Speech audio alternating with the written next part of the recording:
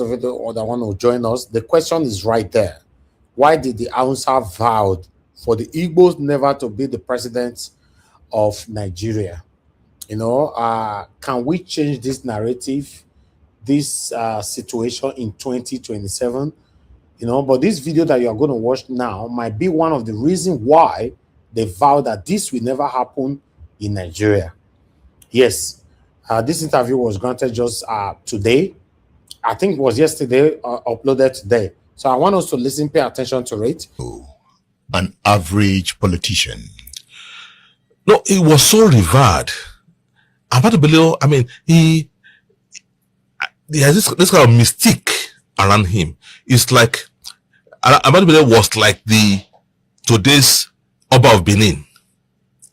Today's Oba of Benin is like a demigod to Benin people. That was how Ahmadu Bello was to an average northerner then and now. He was so much revered. He was such an intellect. The guy was very deep. Ahmadu Bello was a very, very deep politician. And it's unfortunate that he lost his life, during that coup. And that's why you score that an average northerner will make reference to more to Ahmadu Bello than Tafawa Balewa and other northerners who were killed in that coup. Because Ahmadu Bello was like, was like the center point of the intellectualism in the North in terms of political reality, in terms of leadership. He was also like a spiritual leader. Yes. So it was a different plane entirely. He embodied Islam. Yes. He also embodied governance. Governance in the North. And that was the man Kaduna Nzogu went for. Yes. And he went for him brutally. Precisely. He didn't even blink. Yes. He fired the shots. To guys down before he will come back. And when you ask, who is this Ahmadu Bello? That is the person did not believe. If you read, there is a statement credited to him in October 12, 1960. This statement is what is told his northern people that Nigeria is an estate given to them. And that is the statement you see. Now people believe in Ahmadu Bello. They see him as the number one leader. Nobody have beaten his record. So that is the person that the coup affected. The coup affected this man, which caused this problem. And when this thing happened, these young guys in Zoku, they took glory, like my brother said. So he made it look like an Igbo man. Then who took over as a military person? Agu Ironsi. And an Igbo man again. So this whole thing, for which then Babangida, they know what happened. Correct. Because they were the people behind also. And when this thing happened, the North said, no, we will never allow them. And that fear is that if an Igbo man become a president, Nigeria will just give me a few seconds. Sir. One thing is that the fear of them, Igbo man does not have the power yet. The business space, they've taken the business space. If they give them the power, they will capture everything. That is the fear of the North. Another one is that anyone who emerge as a president from the East may just give Biafra and separate the country. So these are many things they are looking at because they believe that everyone sympathizes with the separator and Igbo people want to be separated, both their political leader. So they don't trust anyone. But we'll continue to speak to change this narrative. So there is nothing you will say that anyone will believe. All right. Thank you. That this coup does not carry out by the Igbo people like that. Thank you, Mr. Thank you, my brother. Wow. Not be small thing. I'd like to hear from the panel as well, or someone else was calling in. Please call us. Let me come back to you. I'll come back to you. Wow. Mr. Jonathan, thank you, sir. I appreciate you. Let me appreciate my super chat from Anapegi Modi. Thank you very much, ma. I'm very, very grateful for this. Normally, I know they expect time like this, but this is one of the few others that always super chat me on this platform. Many don't. They just listen to us. They don't super chat me. I don't know why. Maybe one day God will touch on their mind. They super chat me like the way Anapegi Modi and others are doing. Thank you very much, ma. I'm very, very grateful. Hello, yeah. Good evening to you. Your name and where you're calling us from. Good evening, Nigeria Watch. Good evening, the panelists. My name is Mr. Osazua, calling from Italy. Thank you, Mr. Osazua. Talk to us, sir. Yeah. I just want to contribute because of this Igbo and Hausa. We have seen everything that happened in 2023. You understand? Because of the President Obi contesting for the President 2023. Everybody know that Obi won the election. You understand? Because they took it from Obi. You understand? So this election, for my view, they will not allow Obi to contest because this Hausa and Yoruba, you understand, they are making vow for a long time that they will not allow Igbo to be a president of Nigeria because they believe that when Igbo be a president of Nigeria, there will be a referendum. They will divide Nigeria, and of which there is nothing like that because they are afraid because of their religion, they are planning. You understand? Because of the thing they have in mind to do because they want to Islamize Nigeria. You understand? That is what in their mind. Because you know why the Yoruba they don't want to know that there is something is happening. You can see the Yoruba is the most population of people that be Muslim in Nigeria than the south and southeast. You understand my point? So Yoruba believe in Muslim than with the south. You understand? So this election, you see the kind of tweet this man tweeted the other day. This President INEC Shema. The leaders from the north, they disagree for the tweet because of the killing. That the tweet that the killing is not good. Because of that, now they said if you consult the election as INEC Shema, they will not allow. You understand? Because it's like they are talking like maybe they are the owner of Nigeria. You understand? That Nigeria is an Islamic country and they are the one, they are the one that hosts Nigeria. The only thing I want to talk about this Nigeria of 18 because we are seeing something that is bothering us. No, apart from the politicians. Okay, we need to go now. Round up in 30 seconds. Okay, sir. I want to ask you something. Apart from the politicians, there is no other body that will write to USA or United States that will make the referendum in that Nigeria. Because without referendum in that Nigeria, before 2027, something big will happen in that Nigeria. Without referendum. So the different situation will go to that separate way. That is what will happen. Okay. Nigeria will be free. Thank you. Thank you, sir. Thank you, Mr. Osazua. Thank you, sir. Thank you, sir. Yes, sir. Yes, sir. Good night, sir. Let's hear from hello, yeah, good evening. Your name and where you're calling us from? Yes, good evening. Good afternoon. Yes, sir. This is Sabon. You probably must have recognized me by now. Good job again. Diaspora, thank you very much for good work. I just want to contribute a little bit to this topic. I just want to make a correction, if you allow me. This thing about Hausa, I was raised in the northern part of Nigeria. Yeah. Even though I'm from the south. I'm from Anambra State. It's not the Hausas. It's not the Hausas. Let's correct this. It's the Fulanis. The Fulanis. I mean, you can say Fulani Hausa, which you know that most Hausa people now have rejected that term Fulani Hausa. It's not the Hausa. So people are making a very big mistake.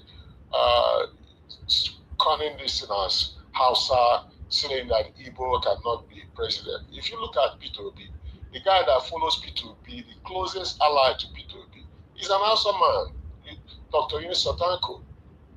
And there's so many other Hausa people that surround P2B.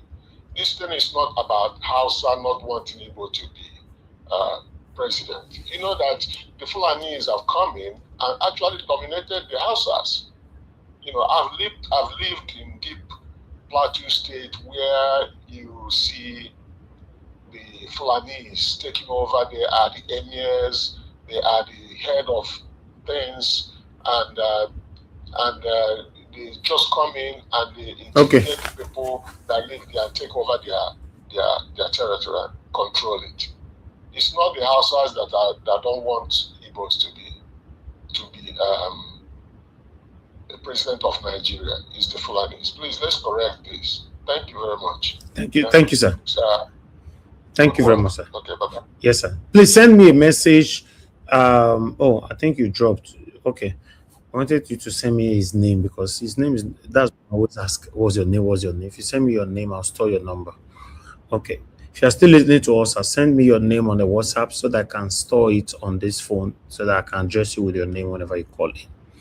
Okay, guys, I would like us to move straight to the panel and listen to what my panelists have to say on this. Like I said, I'm here to learn because this thing is causing all of us right now. For those of you that say, not concern me, not concern me, it concern you now because somebody that can be able to change the country, they are not allowing the people to, or the person to come in because of something that happened, tele, when they never ever born us. Now it's affecting everybody. Mr. Jonathan, please get ready. Let me appreciate Madam Peggy Modi again. I want to say a big amen to the prayers you attached to the super chat. I'm very, very grateful. A big amen to that, man. Thank you. God bless you. Mr. Jonathan, once again, you have the floor. Good evening to you, sir. Thank you. Thank you, Mr. Elvis. I greet you. God bless you. Happy Sunday. Okay. Okay, you are there. Yeah, okay. Happy Sunday. Thank you, sir. God bless you for the good work you have done. I greet you. And my fellow panelists, I greet you all. You all welcome. God bless you all greatly. Mommy Diaspora, good evening, man. God will continue to strengthen you. And my fellow commenters and callers, I greet you all. You all welcome. God bless you all greatly. First of all, you know, the 1960s, the coup, the first military coup in Nigeria, you know, we all know. Even if those that were not born, I was not born, 1966, but as at 1966, you know, even Peter Obi, as at that time, will be 4 or 5 years old, something like that. Will probably be 4 or 5 years old, as at that time. So it was January 15, 1966. But the point is that many Nigerians, at one point or the other, even by the time you are in your elementary school, you will have learned about it. You will have heard the name Sardauna. You will have heard the name Tafawa Balewa, Nnamdi Azikiwe, Obafemi Awolowo, all these people. You will have at one point, before you leave your primary 6 in Nigeria. I don't know of today, I don't know, but when public education was still public education in Nigeria, by the time you leave your primary 6, by the time you get to primary 4, you will have learned about all these people in Nigeria. Not that they have, now that they have removed history. I still don't want to believe that they have actually removed history from the curriculum in Nigeria. I've not heard it, and all the people that I'm sending, that I'm one way or the other be responsible for the education. I've not had the privilege to even ask them this question, but I think it is right now to ask them if actually, because that is the best source, because the only way we can learn is through history. But the first record to set straight on this one, very important for everyone, every Nigerian, the first record to set straight is that it was not an Igbo coup. Please throw that into the trash. Please, that is absolutely incorrect. The coup of January 15, 1966, mostly, conceived and planned, executed by young military officers Major Izeogu. You know, there was this guy called Ife Juna, something like that, or Carfor. And there's this one of the survivor there, who was Adewale. His name is Adewale, Major Adewale. Is one of the trio. They call them the trio. He's the survivor. He was the one who wrote the book Why We Struck. And if you have read that book, even if the review of that book, which I did, you will learn a lot. The first record to set straight is that it was not an Igbo coup. The reason for that coup, and it's stated in that book, this is not like the guy we listened to, that interview who was talking about coup, Oka coup. Those are third party, five party. Those are stories of people who read about it, like you and I. We're talking about it, we're analyzing it. Even if you love history, you've read books, you've gone back to listen to people and analysis here and there, so you know a lot about it. But yet still, you cannot compare it to someone who was an integral player, whose life was at stake. In fact, he was in prison. Major Adewale Ademoyega, he was the coup plotter. He wrote the book Why We Struck. So I prefer to use him. I prefer his analysis of the story. And he said in that book, he said there has been so many stories by historians, by authors, some for monetary gains and all the rest of it, but this is the account of the event. So I prefer to listen to him much, much more than any other source or sources.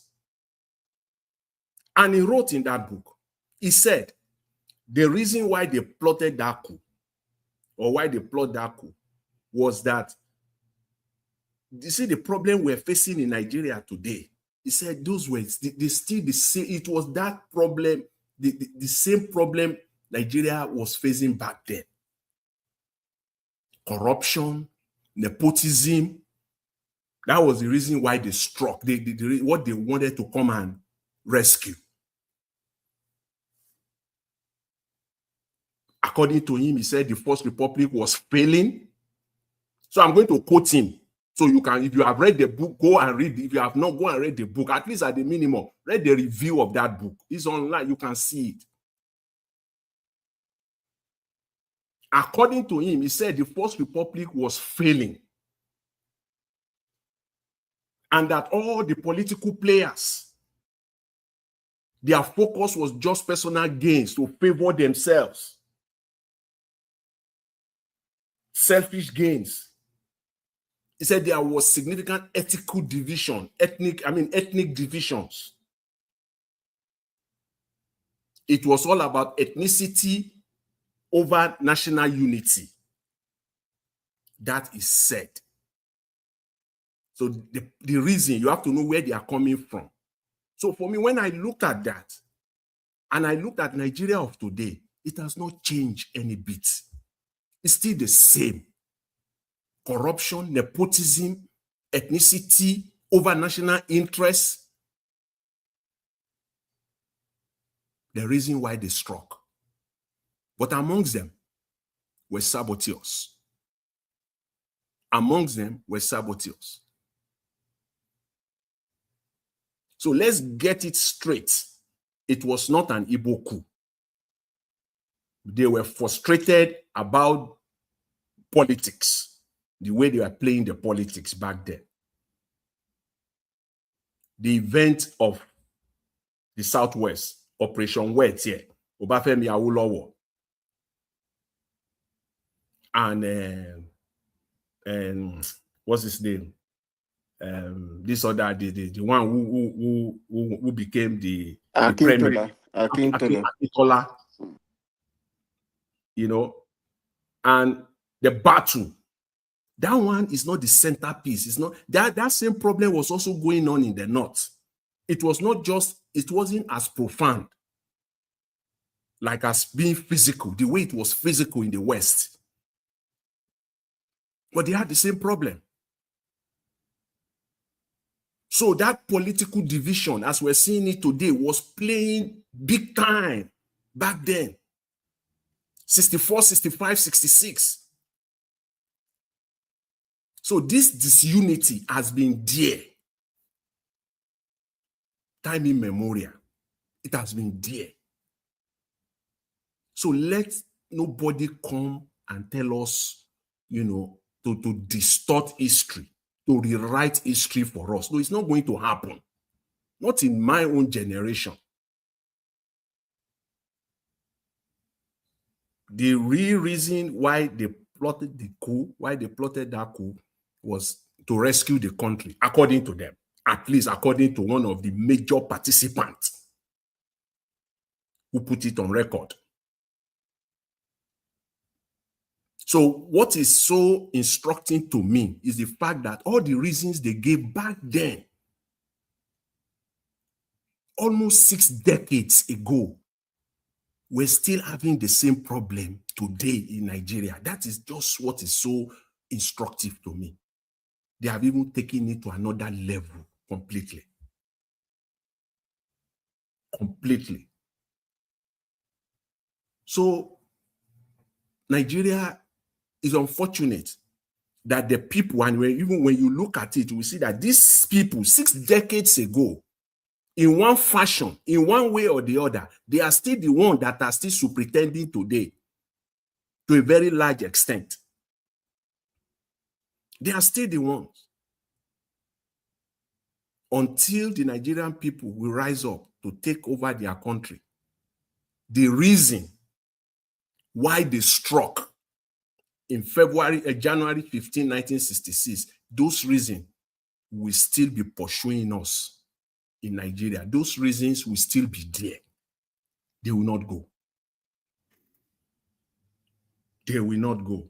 And to now bring it to why the HAUSAS or the Fulani do not want the Igbo man or people from the Igbo extraction to become president. Let's come to that briefly. Again, let's set the record straight so that we know, the truth. So at least people who are listening, people will learn one or two things. Why the Hausa people do not want the Igbo to become president of Nigeria? Please, it's not about 1966 coup. Again, please, it's not about 1966 coup. After all, after 1966, how many coups we've had in Nigeria that Hausa people mostly at the center of it? People, the military officers from the southeast were also part of it also. They are also key players in subsequent coups after 1966. They play key major roles in all the coups. And they had significant positions in government, in the military government, people from the south, from the southeast. So the idea that it was because of the 1966 coup, because they buy Tafawa Balewa, they buy Sadano of Sokoto, so the Hausas or the Fulanis, they are still holding that grudge, and so they don't want to let go. No. The reason why they don't want an Igbo man to become president of Nigeria is resource control. This is resource control. That is all. That is just what it is. Don't forget, there is what we call the Royal Niger Company. It's all about business. It's all about money. Don't forget the Royal, if you go back to history, the Royal Niger Company,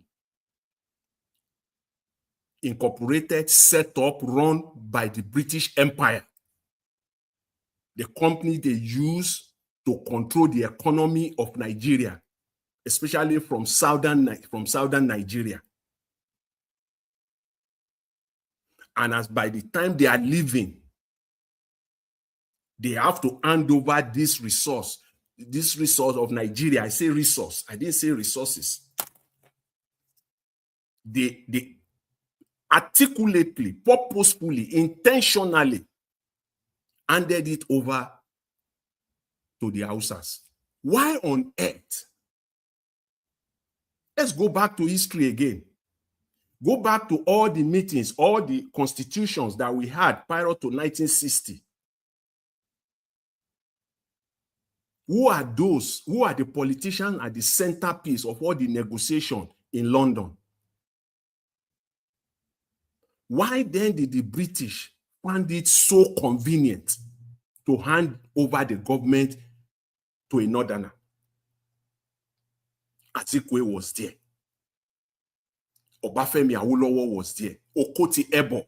These are the people, the man who even raised, who raised the motion for the independence of Nigeria. All these people were there. But they found it so convenient to set up a structure in Nigeria that will enable the northern Nigeria to become the prime minister. The structure of Nigeria itself was so deliberate, so evil, that they plot Nigeria in such a way that they give almost 65% of Nigeria to the north. And you and I know today it is not so.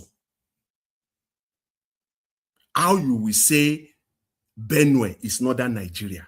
Please come and in today's Nigeria. And now you will say Plateau is northern Nigeria. And now you will say Kwara and Kogi is northern Nigeria. You will tell us today it was the evil machination of the British so that the North could take charge of the leadership of the country to continue to control the resources. That is what it's all about. And that reason that they had 1956, 56, 57, 58, 50, those 5 years prior to independence is still there. Those reasons are still there today. They still want to continue to control the resource of Nigeria. And now we even not just only one now, we have many. So those are the key things. So it's not complicated. It is not complicated at all. They don't want an Igbo man to become the president of Nigeria simply because they want to continue to control Nigeria economically. So these are the facts that we must all bear in mind.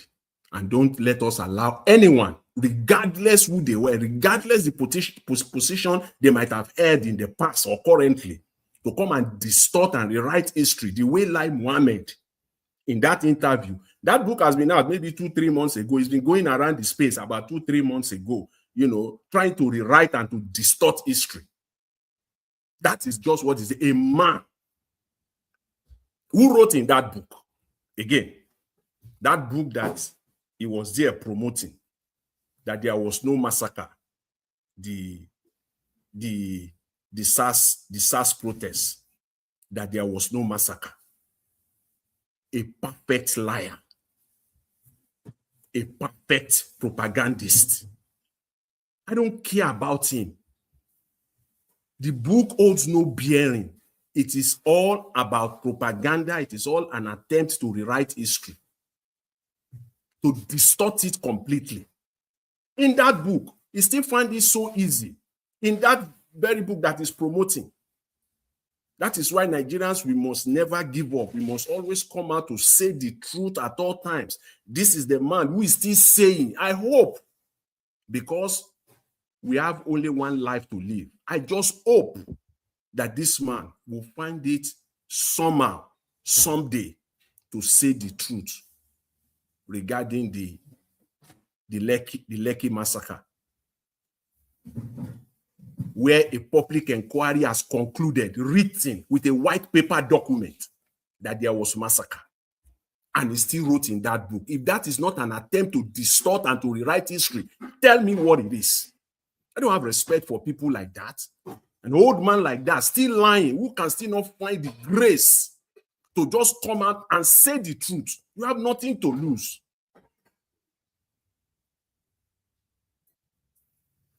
That is what Nigeria is all about, a country of distortion and deception.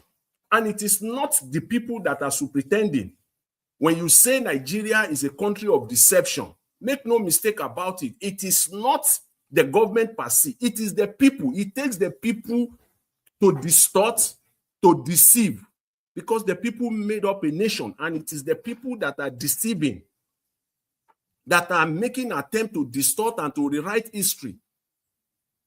Hence, we say Nigeria is a country of deception. It is the people. Like this Lai Mohammed. He can say everything about his political history, about how they formed the merger, the coalition, whatever. He can say all of that. When we are not there, I wasn't there, whatever they might have said. But when it comes to governance, whatever you do in your political party, you can write whatever you want to write about that. That's your cup of tea. But when it comes to governance, we saw it. The 8 years of Buhari, Nigerians are still living it. And goodness me, it will take probably decades if we don't put the right person in charge to get out of the mess that Buhari brought Nigeria into. And this man is coming out through a book to lie. I just hope, I pray for him that he will find the grace somehow to repent and to say the truth. If not anything, for souls that die at the Lekki toll gate. Because in that book, he still wrote so that the people will read this book 10, 20, 30 years from now and say there wasn't any massacre there.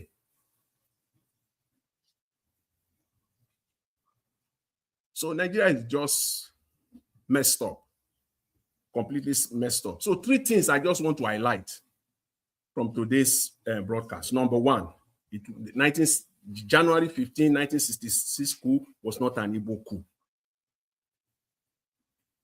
The idea that the Igbo people will not become, or a Igbo man will not become the president of Nigeria because of the 1966 coup is also a lie. And the attempt by people, politicians, to be rewriting and distorting history, we must stand firm and to counter them each and every time. I'll leave it there, Mr. Elvis. Thank you very much. I appreciate it.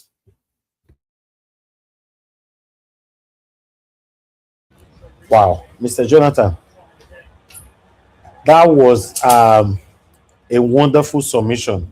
Although the area you came on from, you say you don't believe that it was an Igbo coup. I think it's going to be a continuous submission here. No, Mr. Elvis. It's not from me. If anybody have any other, better or counter submission to that or analysis to that, I'm really glad. I really want to hear it, because I'm standing behind the man who was an integral player, who was a coup plotter himself, the only survivor of the trio. The 3 of them, the 3 major players, he was the only survivor. And he wrote a book and he put it on. So what will I say?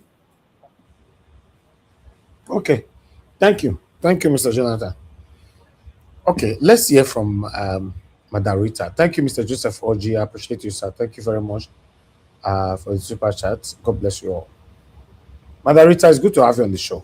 Good evening to you, man. Talk to us. Hi, good afternoon, sir. How are you doing? Happy Sunday. Happy new month.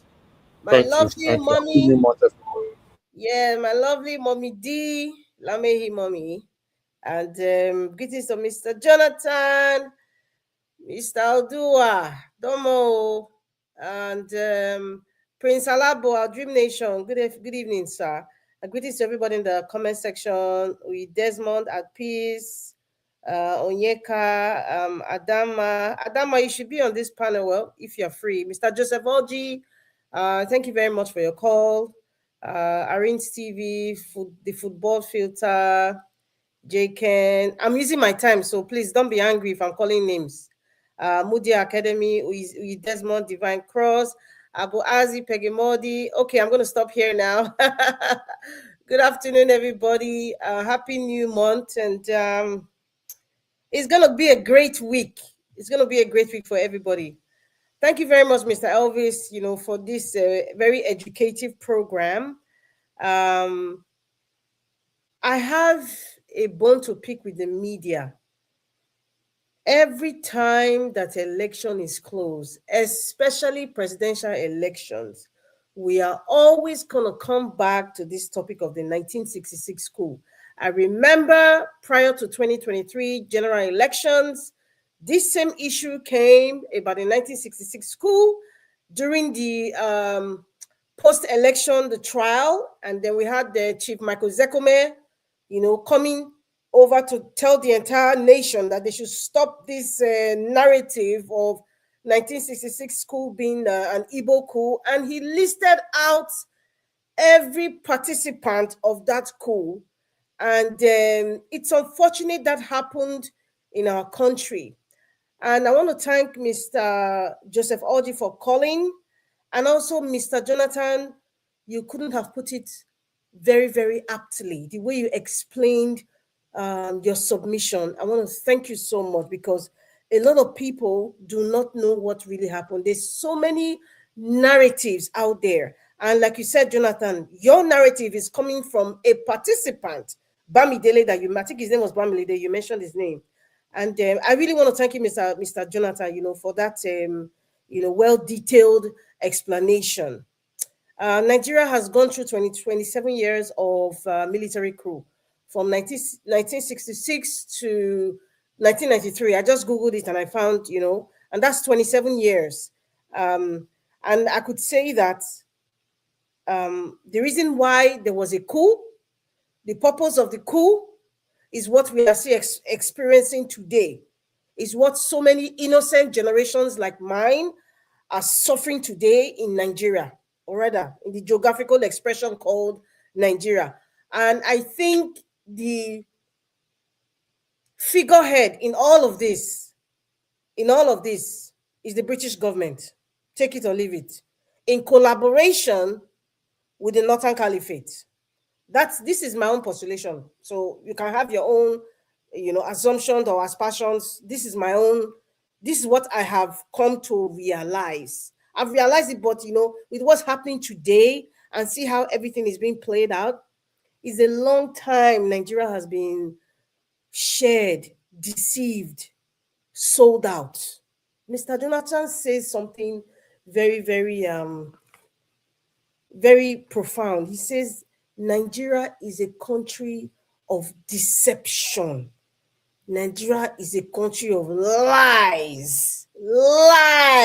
And they're still lying even as we speak. As a matter of fact, the lie doesn't have any shame. The lie right now is done broad daylight on national TV. The entire world is hearing, and they don't even bat an eyelid. Nigeria is a country of lies. And that's why we are here. We are where we are today. And I have said this thing in this program before. The people who are going to, the age group that are going to change Nigeria from all these lies is not in our generation, unfortunately. Wake up and smell the coffee. It's you and I know what I'm saying. It's not going to happen in our generation. But the generation that will change this country are the 5 to 10-year-olds now. Those children who are 5 and 10-year-olds, they will change the country. If you see what happened in Sri Lanka, the people who were fighting against the government were the people who were like 5, 10 years old when things were happening. They've seen their grandparents, their parents being subdued, being intimidated. They were tired. That is why to see the group of people who took over Sri Lanka, they are not up to 30 years old. Yes, they're not up to 30 years old. So that's why I'm saying the children in Nigeria, whether you're in diaspora or you've been inspired to change the country of where your parents come from, or the present children who are in Nigeria today are children who are like between 5 to 10 years old now. Unfortunately, from the 15 years old upwards, they're not going to change. I kid you not, because this poison, this coup poison, this tribal poison, this religious poison is not going away now, even if we're talking about it now. Unfortunately. I don't know why this topic keeps coming on close to the election, and I know it's going to come up again before the end of this year, or during the election. It's going to come up. It's going to come up again. Why? Do you know why? Because it's a tool. That's us, this old generation. That's what they have. That's the unique thing that they have to hold on to, that can help them control the mind and thought process of the most gullible ones. For example, the typical Northerner. Yes.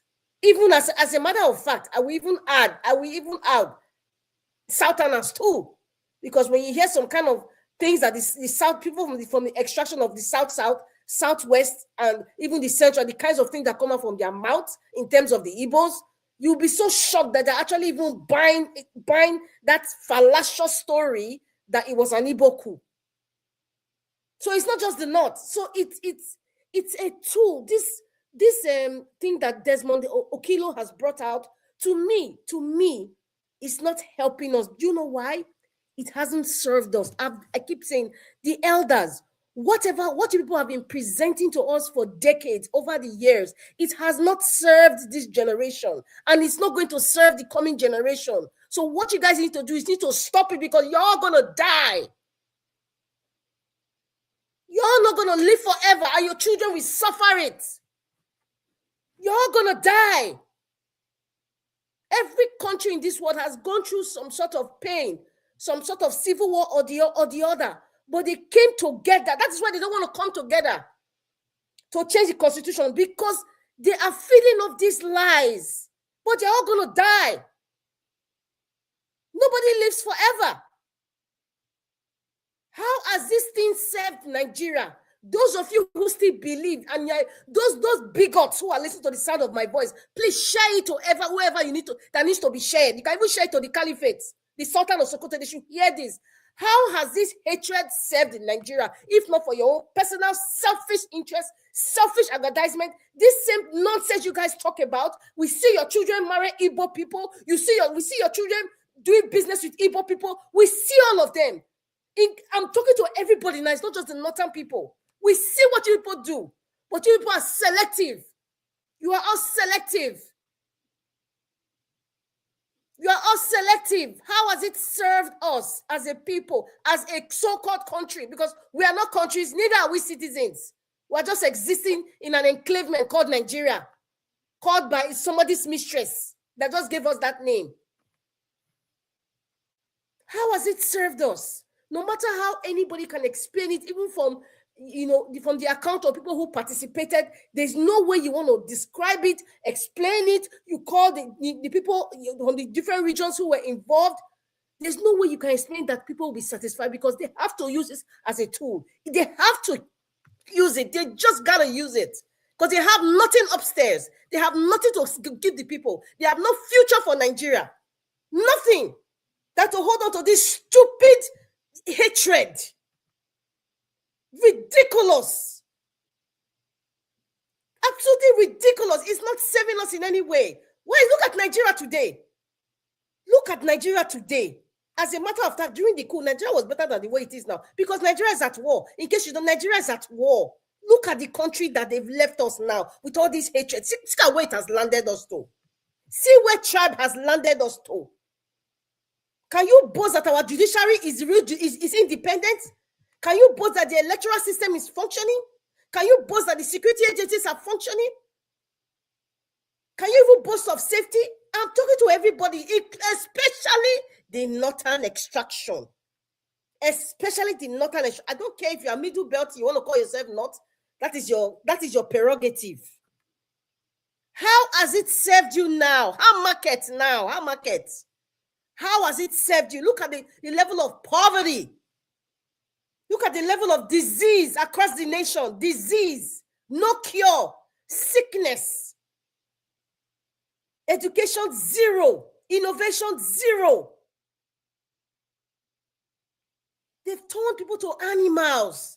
Everyone is a thief in Nigeria, both old and young. How has it served us?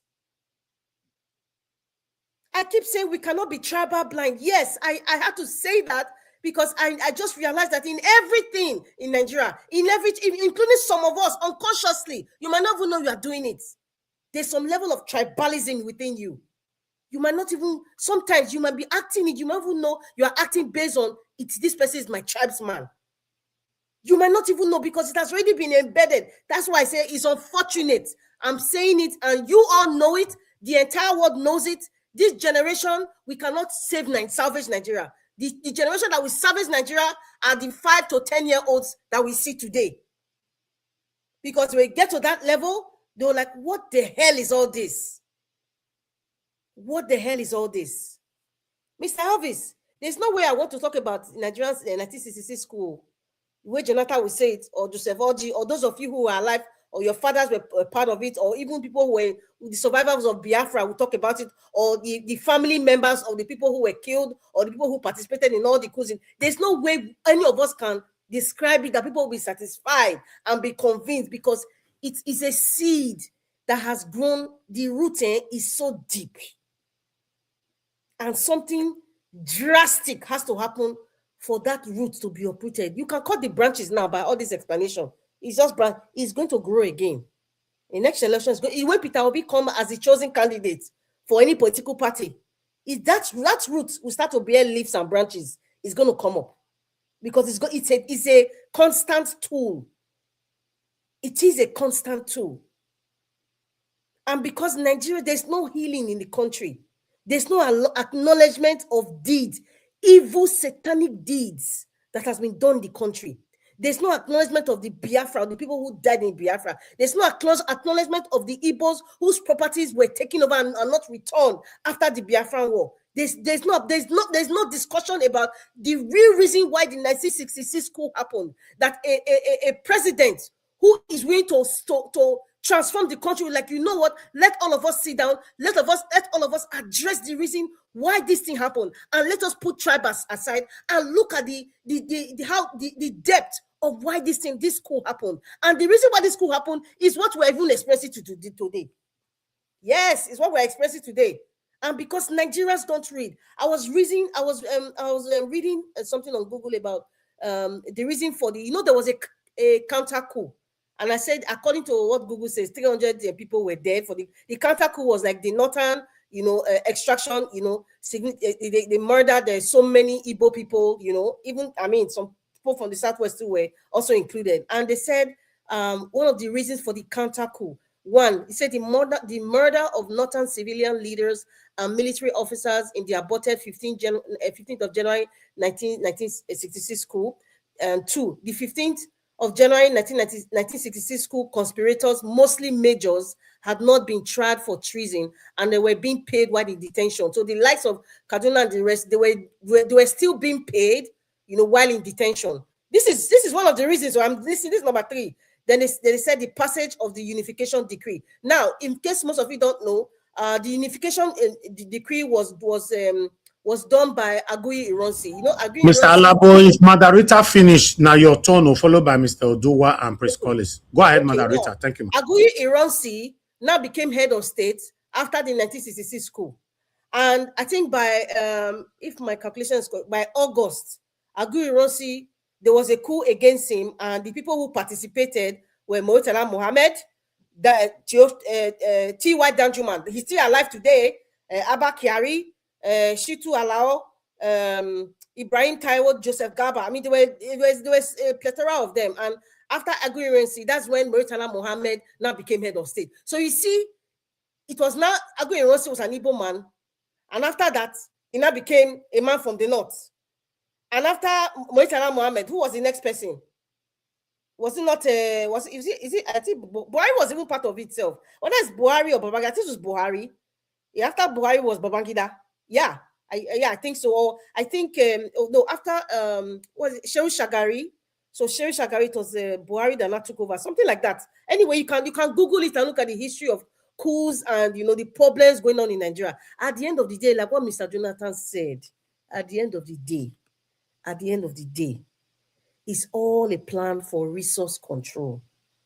That's what we're experiencing today in the places in Jos where you have tin, where people can mine tin. They have obliterated all the people in the village that have, if you go to their soil, they have team. They have taken them over. Why? They want to control that resource. Zamfara of today that they are still fighting because of the gold. Apart from the gold, there are so many solid minerals that we have in Nigeria. Some of you don't even know some of the minerals that we have in Nigeria that the world needs. Even the so-called radon or radium that this man was, Mustafa was talking about, we have it in abundance. In Edo State, do you know what we have in abundance? You know, places like Kogi State. So when you have governors of those, like, see, the governors can't even do anything. Now, do you know why? It's a cartel. I know I'm digressing, but all these things goes back to why was it? At that time, all these minerals, we never wise like that now. Nigeria never wise like that, you know. Oil was discovered in 1956 in Nigeria. It's in a place in Oloibiri, is now Bayelsa State. At that time, Nigeria never too wise like that, but greed was there. Greed was there. And after that counter coup, that's when you had a significant number of Northerners in the Nigerian army from that counter coup. Till today, that is what is happening. Till today, the likes of Sheikh Gumi, whose son is a commander in the Nigerian army of today. Sheikh Gumi was an army commander in the Nigerian army. People like that are still the ones controlling the entire system, dictating about our electoral system, bringing out these stories, this narrative. They want to control your mind. They come to the media. They want to control your mind. They want to control how you think. They want to control the decisions that you make, how you make that decisions. They won't even control your feelings and emotions towards a fellow Nigerian who is not even the same tribe as you. They control everything until we are educated to understand this is the game that's being played. Unfortunately, this generation, we are so distracted by so many things that we don't even know what is going on. That's why I said this change is not happening in our time. Unfortunately, sadly, that is a fact. It's not going to change because even as you are speaking now, some people are pressing blow. Some of them are even arguing and hating themselves. But they don't know that the people who are controlled, people like Gumi. Did you not guys see one video of one army officer kneeling down with his uniform to greet Sheikh Gumi, and Sheikh Gumi was sitting down gallantly like a king? What does that tell you about the Nigerian army? What does that tell you about the Nigerian army? What does that tell you about the man called Bola Ahmed Tinubu? That man is a Lilliput. He can't do nothing. He can't do nothing. Mr. Alvis, 2 days ago or 3 days ago, you played a video about this guy on social media that was saying, why did Bola Ahmed Tinubu go to Turkey? And he explained, gave series of Sheikh Gumi left Nigeria and ran to Turkey as a safe haven. And we know what, what's his name? Jordan, I don't forget, the Turkey president, you know his role in this Muslim Brotherhood thing. So we're just sitting down here, still talking about 1966 coup, still trying to hate IGBOS. Why the people who are controlling you are controlling the narrative. There's no how I will explain it, Mr. Elvis, to educate anybody. There's no way. I'm not. Mr. Jonathan has said everything. I'm even educated. He has said everything. Even from the narrative of a participant, he has said it. So I don't know what Nigerians really want. Because if they want a different nation, they can make a change. Nigerians can truly make a change if they want to. Because I'm sick and tired of this hatred. If they don't want Peter Obi, please go home, enjoy your wife and your children. Go home and leave them. Yes, Peter Obi, you've tried your best. If the caliphate says no, they don't want an Igbo person, go, let them continue facing the lives with Gumi controlling them. Let them be facing poverty. Let them be facing them taking over their villages. Let them be facing the flag of Boko Haram hanging all over their village and local government. Let the local government chairman and the governor be negotiating with terrorists. Just leave them, Peter Obi. You have tried. Don't bother to anybody. Don't. Stop giving your money to their villages and giving them water. Because all these people, the likes of Sheikh Gumi and the rest, the midget from Kaduna, El-Rufai, their children are schooling in America. They're in Canada. They're in London. All of you see them every day.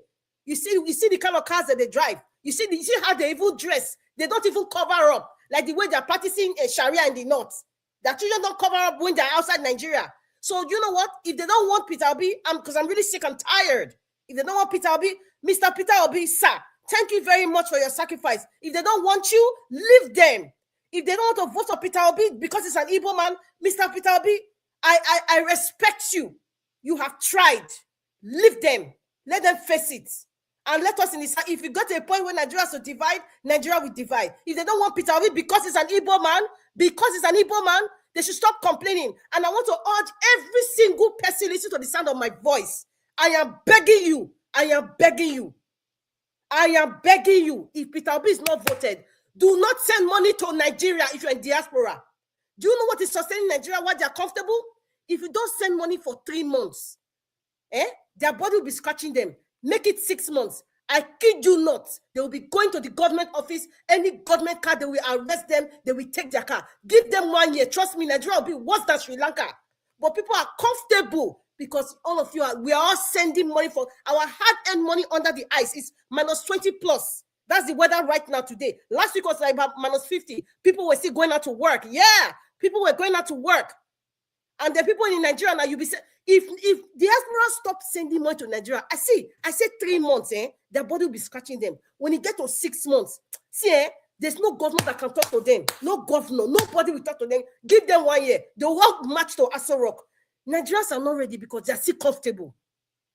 Peter Obi, I have gotten to the point where I'm sick and tired of this Igbo hatred or 1966 school, or so it's our turn, or this north, south, east, west thing. They're not ready for a referendum. They're not ready for a new constitution. If they don't want Peter Obi, Mr. Elvis, I will not be sick like I was in 2023. How it affected me. I will just generally say, Peter Obi, God bless you, sir. Thank you. You have tried. Enter house. Leave Nigerians alone. Leave the northern people with their Sharia.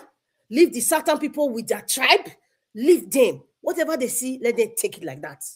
They should not even disturb Donald Trump. Listen, I'll be the first person to go on social media. I will be to tell Donald Trump, leave Nigeria. They love their country the way it is. Don't waste U.S. taxpayers' money to come and save the so-called Christians in Nigeria. Yes, because when the hunger has started, they won't donate money to Daddy Gio. When the people that destroy Nigeria start attacking Daddy Gio churches, all of them will run out of Nigeria with their private jet. They will leave all the members that are calling them mommy and daddy. All of them are going to see Pepe. Mr. Elvis, let me stop here because I'm really getting pissed off with Nigerians. They're not ready. Stop sending money home. Thank you.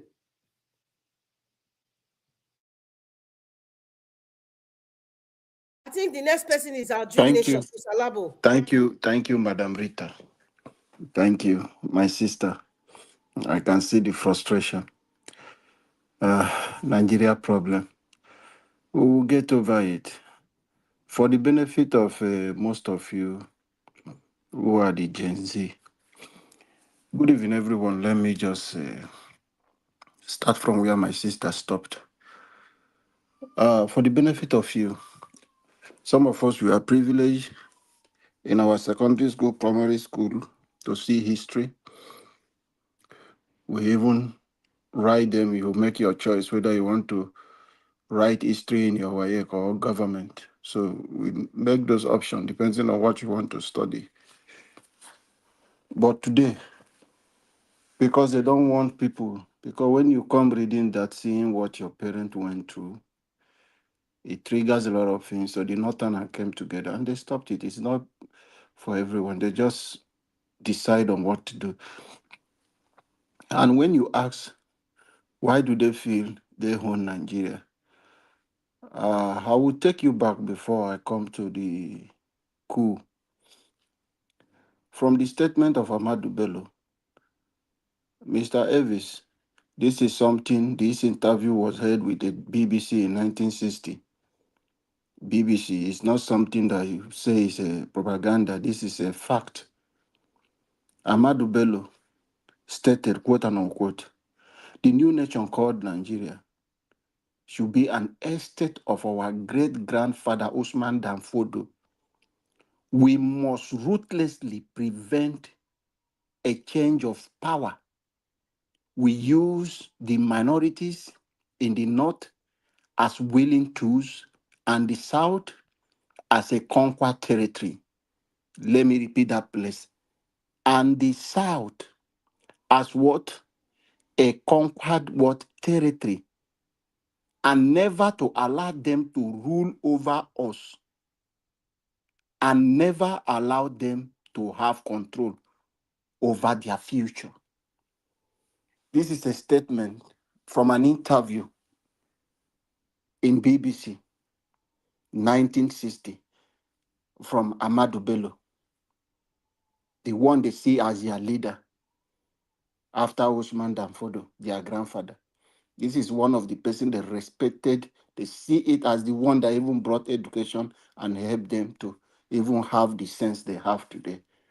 So they value this man so much. So in 1966, a lot of things happened, which led to these guys who came out. Who were these guys? They are young military officers. And one thing I want to remind every one of us, in case we don't know, then in Nigeria, the IGBOS were the people, they were very smart. They controlled the military in one way or the other. That early stage, they were the people involved in military. Because these northern people do not even understand the value of it joining the military. You can hear from the statement of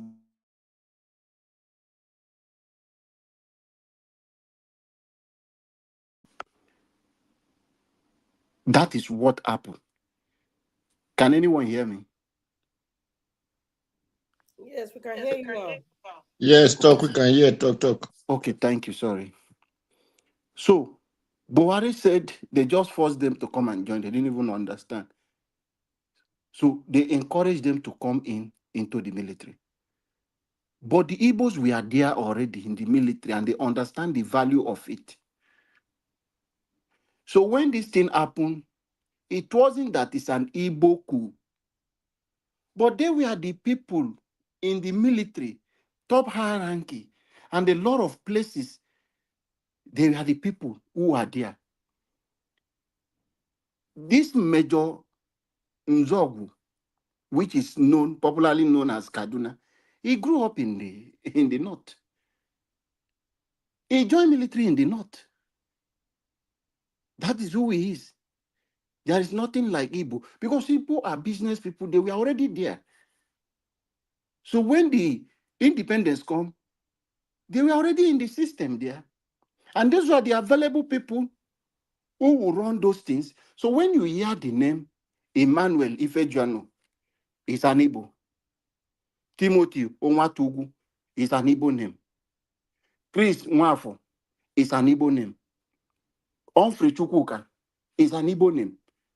But not that it's an Igbo coup, but because they were the people available then in the military.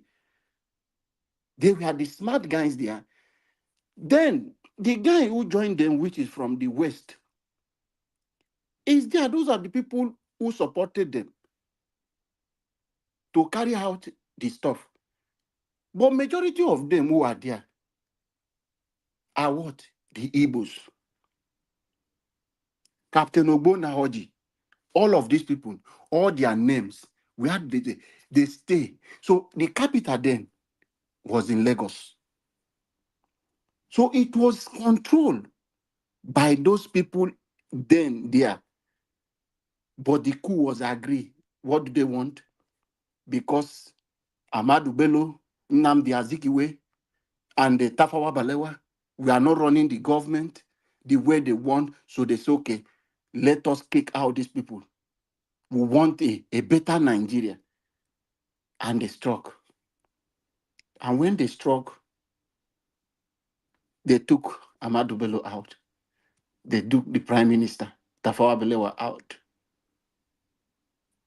And Azikiwe is in London having fun. Nothing happened to him. Who took over? Aguironsi, an Igbo man. So a lot of things happened within that period. So the people arose and say, oh, so this is a coup against us, the North. But them, they know it wasn't like Babangida, all of them who are junior officers, they knew they were part of the coup. Before, for you to carry out a coup, you have to involve a lot of people.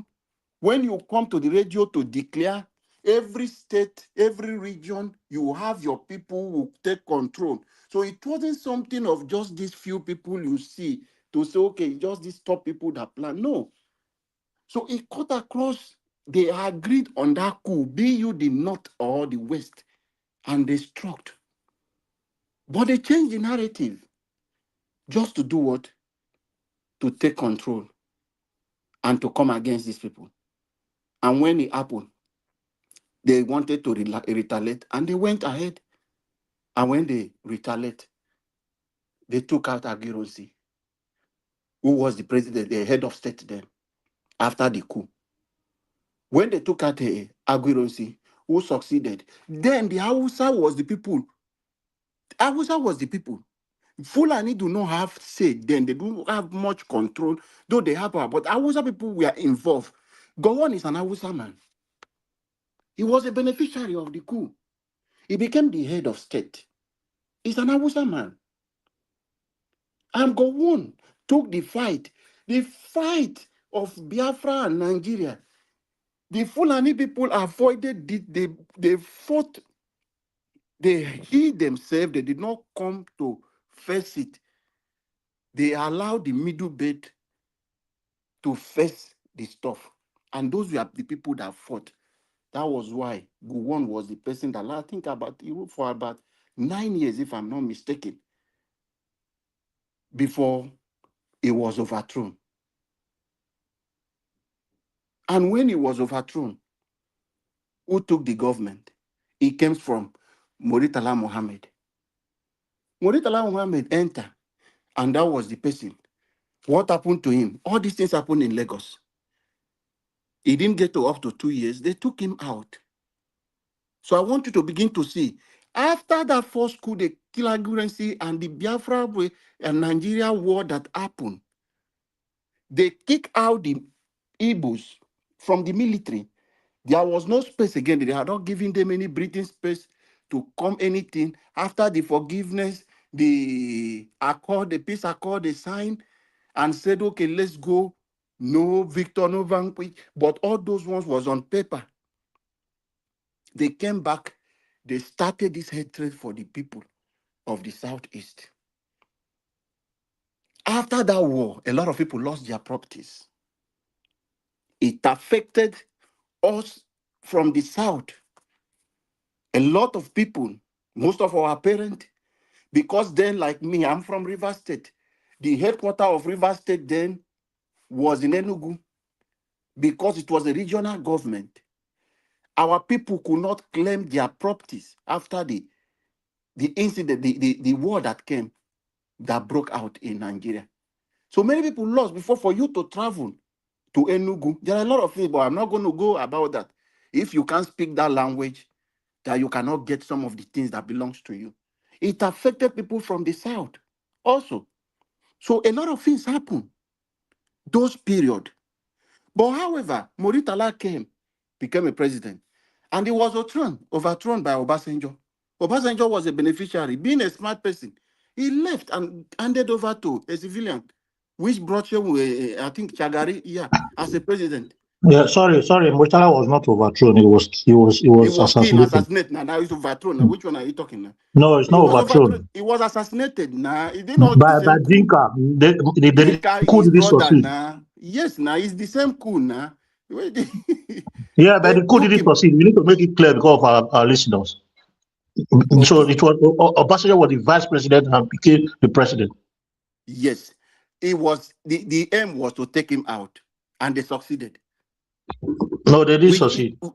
Muritala was assassinated. It was a coup, so it's overthrown. Inside when he wants to go out, he was assassinated by his brother. Nah? He was assassinated by the coup didn't succeed. That's what I'm saying. Okay, but he was taken out, and Obasanjo succeeded as a president. I don't want us to mislead people. I don't want to go deep into it because there are a lot of things that happened through the back door that gave that thing to Obasanjo to succeed. So we don't want to go there now. He succeeded as civilian president or military president? As a military head of state now. He took over. So it was overthrown. No, listen. Listen. Obasanjo was the vice president. I mean, was the second in command. Why Muritala was there. Yes. Mr. So Alabo. when they assassinated him, he has to become the president. Mr. Alabo. Yes, sir. Guys, please don't refer to them as president, head of state. They are head of state. That is why I'm referring to head Yeah, of state. exactly. Yeah. Head of state. They are They not are head of president. state. When you give it, it's like they were democratically elected. No, they were not. They were not. That is why I'm using the word overthrow. So Obasanjo was the one now who benefited, and he gave it, being a smart guy, he removed the power, released the power, and gave it to say, okay, that you conduct election. And Chagari succeeded. And the Buhari came and took Chagari out. Why am I coming to this line? When Buhari come, Babangida and the Abacha plot their own, and they succeeded to take Buhari out. And Abacha said, okay, Moritala was assassinated here. Our people, this pet water is not safe for us. We have to take it. I am from Niger State. I have to take it back to my state. Abuja then was in Niger State. He carved Abuja out and make it a capital territory. He took the federal capital territory from Lagos State straight down to Abuja, where it is today. And that Abacha, Babangida feels safe to manage to rule for a long time his own. I think Babangida succeeded. I think he ruled for like how many years was it? I think 1985 to like 1993. 1985 to 1993 was Babangida own. For it took a long time because of that strategy he did, took this thing. Now I want you to, since then, have you heard the name of Ibu? After Babangida left, he pretended to do election and he canceled the election because of pressure from Abacha. Because Abacha was the one, the insider who plot some of those schools. He was an insider who followed to do a lot of those things. And he said, I'm already a general. What are you doing? It's my turn. You have ruled your own. And Babangida looked at it and said, he could not announce that Abiola won the election. Instead, he brought in Ernest Choniko to come and run as a temporary interim government. And Abacha took advantage and took him out. After Abacha dead, who benefited? The same Fulani man. Abacha will say he's a Kanuri. Abdul Salam Abubakar is a Fulani. So he benefited. So what I'm saying, all those things now, they have carved out the people of the East. Since that thing that happened, that trust is not there. That is why, that is the area I'm coming in. And with everything that happened within that period of all this head of state from the north, all of them came with a degree. And those degree is why the Nigeria are suffering today. They plot everything to favor the north. They do everything, all of them are not. They create state to favor the north. Apart from Babangida, who pity us because of his wife from Delta State. That was how we managed to get some of the ones we get. If not, the rest of them don't want to do anything. It always favored the people of the north. That was how they do. Because they believe in this numeric advantage. They feel we have the number. And since then, have you heard of any East man, anybody from Igbo that have benefited from any other coup that happened? They cut them off from the military. They don't allow them to see HAUSAS to place they can make decision. That is why when Goodluck Jonathan making Ejirika, the chief of army staff, chief of defense or chief of army staff, if I'm not mistaken, they begin to raise concern that is coming to quiet their people. They brought in the Igbo name. Jonathan was forced to ask this man to go. So why am I coming to this place? This narrative have eaten deep and he has destroyed a lot of things. The fear of the Igbo man becoming president is going to change the political landscape of Nigeria. Is the fear of these Fulani people. I'm not talking about the Hausa people. I'm talking about basically, and a Fulani man is the one running this agenda. As I'm talking to you today, that is why I blame some obedient people who are pushing this Kwankwaso, releasing this one deputy and this. some people now, they have begun their work against Peter Obi because they perceive that they are not going to be vice president as the arrow is pointing other people instead of them. They have started their agenda again in ADC. They don't care what will happen. So this is a narrative that has affected us as a country. Today, Nigeria is suffering because of what? Igbo. If Igbo man become a president in Nigeria, it's going to divide Nigeria. Then the North formed this alliance with the West. That is why, before Obasanjo was given this power, you know the OPC lifting the agitation from the West over the buy of Abiola and the election they took. That was what that gave birth. This man from the East, may he so rest in peace. What is his name? Who formed this PDP and was supposed to be the presidential candidate. He was forced to step down for Obasanjo, but he was better, an intellectual man. This man from somebody should help me with his name, I beg. Why did I forget the name of this man? It's just a lifestyle of a Peter Obi. That was how that man is. He was the vice president. Who are you referring to? The vice president to Shehu Shagari. What is his name? Alex Ekweme. Alex Ekweme. In education, in everything, Obasanjo does not have anywhere to come close. Alex Ekweme was the best candidate so far. People were thinking he's the one to carry the flag of it. But he was forced. And they brought Obasanjo from prison to come and take the position of him. And they compensated it to say, okay, since Abiola did not succeed, let's give it to the West. Have you asked yourself, why did they release and free Sunday Igbohu? Sunday Igbohu was a strategy. Mr. Alabo, let me quickly chip this in. Let me just chip it in. If I have time later on, I will probably reiterate it. But let me just chip it. See, the Igbo man, right, cannot divide Nigeria when he becomes president. I use when. I don't want to say if. As a matter of fact, it will be harder. In fact, most difficult for an Igbo man president to divide Nigeria than it will be for the likes of somebody from the south like Tinubu or an Hausa man. Yes. It will be much, much harder. An Igbo man cannot attempt it. So that narrative, they are just selling it as it's a very good selling point that people who don't understand will quickly fall into it. And there are millions of Nigerians like that.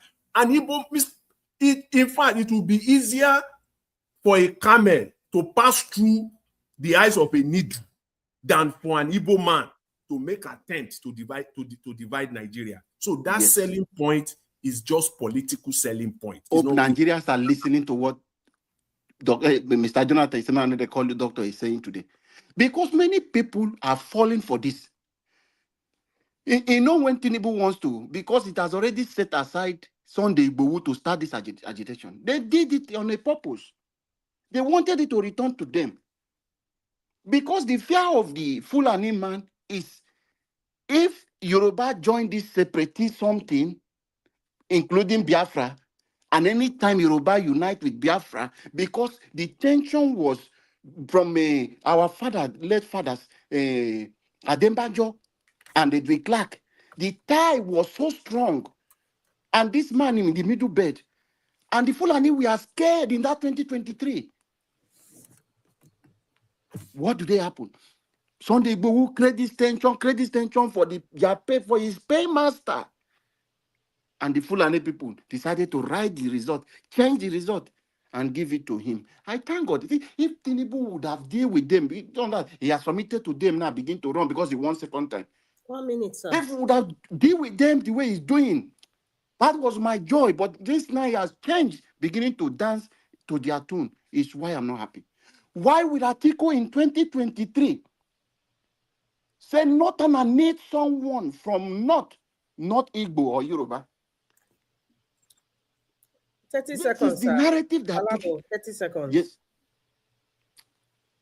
Okay, my brother, forget about the 10 seconds. Just go ahead and speak. Let me just. It's not me. I'm saying that. Okay, Prince. Sorry, Mr. Odu, where's your tongue, sir? Mr. Odua, no, beside the verse. The thing is just making me see this issue. Mr. Odua. Mr. Odua, carry my brother, take it over. Please. Okay, thank you all. Good evening, everyone. Happy Sunday. Good evening, Mr. Najawash. Good evening, Mommy Diaspora. Good evening, commenters, listeners, and viewers. Happy Sunday to all. Well, me, I'm not here to see the history or whether cool or not cool. The question is why they hate Igbo people. Some refer it to the coup, or some refer it not to the coup. I will remember one word that Amadu Bello told the colonial master, that don't give we know in administration position, say why isn't that everywhere you find it is the let's say we call them Amsa people. That time we did not know the difference between them and the Amsas. That the people of Amsas is everywhere. And why did not find the IGBOS? The man said he prefer using these expatriates for anything than using the IGBOS. Then the white man asked why. He said, when you give them opportunity, you give them position, he said they want to become the leader. So if you give them a inch, they will want to take yard. So that was what the man said. So that character is what is contesting between the Muslim and those they call Ifides. You see, when we say that they collaborate with the West, they are doing this because they see those one as a conquered territory already through their religion, which is known as we call them Muslim, but those they will say they are not the real Muslim. But that time they see all these Yorubas as their brothers already, not just because they are brothers, they saw them as their slave, the people they have marched upon. Because if you accept that religion, that Arabian belief, Arabian tradition, automatically you become subject to those who bring the religion to you, who bring that their Arabian culture to you. So they have seen the Yorubas as their slaves. So they believe that the Igbos have not submit to that their slavery. So I really wish it's difficult to submit to that their slavery control masses or messing. And that is where the problem comes from. So, and because if you can watch today, the Muslim who claim that they have trouble in their country, you put them, they become refugee in your country. Before you know, they are giving birth like ants, like bedbug, like cockroach. Then they now tell you that you need to put Sharia law in your own land because they believe that they are multiplied and they have conquered you. So they want to be dictating for you. That is what the Fulani brought to this forest, this white forest called Nigeria. So they believe that is where a man from the Fulani Caliphate said the oil of Bayelsa belongs to man of Zamfara. The of Niger Delta belong to the man of this thing. So he said it because they believe that they are in charge and they're supposed to be in charge. So if you are in that their religion, then you become their subject and you have no voice. So if you did not belong to that their religion, then you cannot be their subject. So you have voice. So that is why they are fighting through tooth and nail to make sure that they destroy the entire country and put them under their religion, under their summit. And which that is why the other day, I think the day before yesterday or so, we are talking about the Islamic banking, finance, and all. So these are the problems that these people did not agree to be our subject, we are enemies. So they see it as an enemy, not because of that cool or not cool. It's because we are enemy of each other, because they don't obey to become our subject. To them, everyone must be their subject. And that is why they have in the parliament, they really make the rest of our brothers who left the saddle, did not know the reason of being in that position, did not know the meaning of governance, then all of them is their subject. And that is why in the soldiers, our brothers from the saddle did not know the reason of being a security man in the police or whatever position. They did not know the meaning of being a security man, or they believe that if you just go there, they will not be paying you salary, that is employment. That is why all of them is their subject. The other day now, you know, when person said the reason he quit soldier, that was not, I said, because it's not patriotic. Quitting is not a problem for me, but hiding to reveal to your people, this is the reason that you don't want, you quit the position. It shows that you are not patriotic. That means you don't even love your people. So the thing of we are facing, the things of the, it is not only the IGBOS, the Benis and the Calabas, we face the same thing. Because they see us as not their subjects, because we don't practice the same tradition. Have you ever found any of the Calabar man want to become a president and they say, now just stick it with a pattern of gold? Or the Benis, anyone from the Benis come out? Even the Yorubas is difficult. If Tinubu were not a Muslim, did you believe that they will have supported him? They will have go and tell him, let us mesh together. He will let him be our the late father, Akintola. What is it? Akintola, they called our Brahma, that was supporting Peter Obi. They will not give it to him because it's not their subject. So let people understand it, that because the entire, let's say the people who did not believe in their subjects in the north, what are they doing to them today? They are deleting them one after the other. They delete entire villages. And the media who are their subject will not show it, because those media, they are their subject. They will not show it. Even if you talk about it, they say it's like they look for one way or another. They try to put fear in your body. That is just the truth. People said it is resource control. Yes, it's resource control, because they want to dominate you and control you and tell you what you will eat from your food.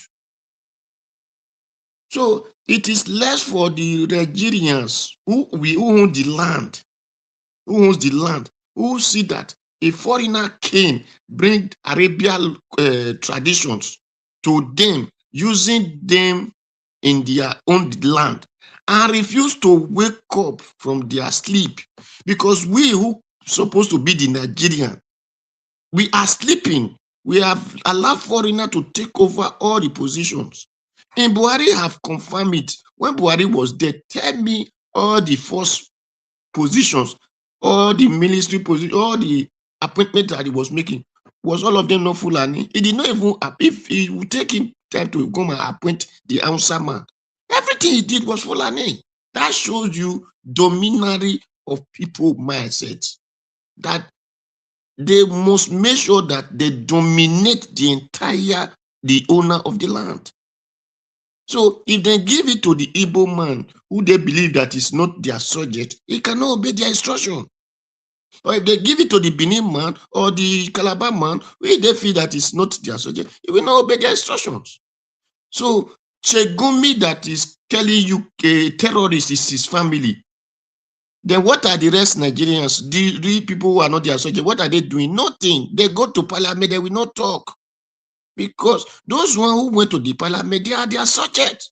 Forget they came from your place, they might tell you their Izo or their Edo or their whatever. But if they are not their subject, they will be talking for their people, because all of them become their subject. That is why you will hear a person will tell you, hey, let Sharia law. A person that is not practicing Sharia will tell you, hey, we let Sharia law on the constitution. Do we not have law? Let me tell you, we the tradition man, We have our law. Why are our people not putting our law there? If you do anything, you need to become public disgrace. If person can tell you Sharia law, then why can't you put your own and say, our own law, if you steal a goat, they will put you public disgrace. You will match the entire community. Everybody will know that you are a thief. Just like the way they are doing in Burkina Faso. So, but your own will not talk because they don't care. So, let us know it that if we, the Nigerians who own the land, whether you are from the so-called HAUSA group, you are from the Igbo group, you are from the Calabar group, you are from the Benin group, you are from any group at all, the Yoruba group or whatever group, you want a better place for yourself. It is for you to take decision against these people who bring Arabia tradition to you and want to make you his subject. Because we are talking of the unity. If we unite, their Arabian law can no longer control us. Shegumina, his son is a soldier man. A criminal who tell you that terrorist is his family. His son is a soldier man.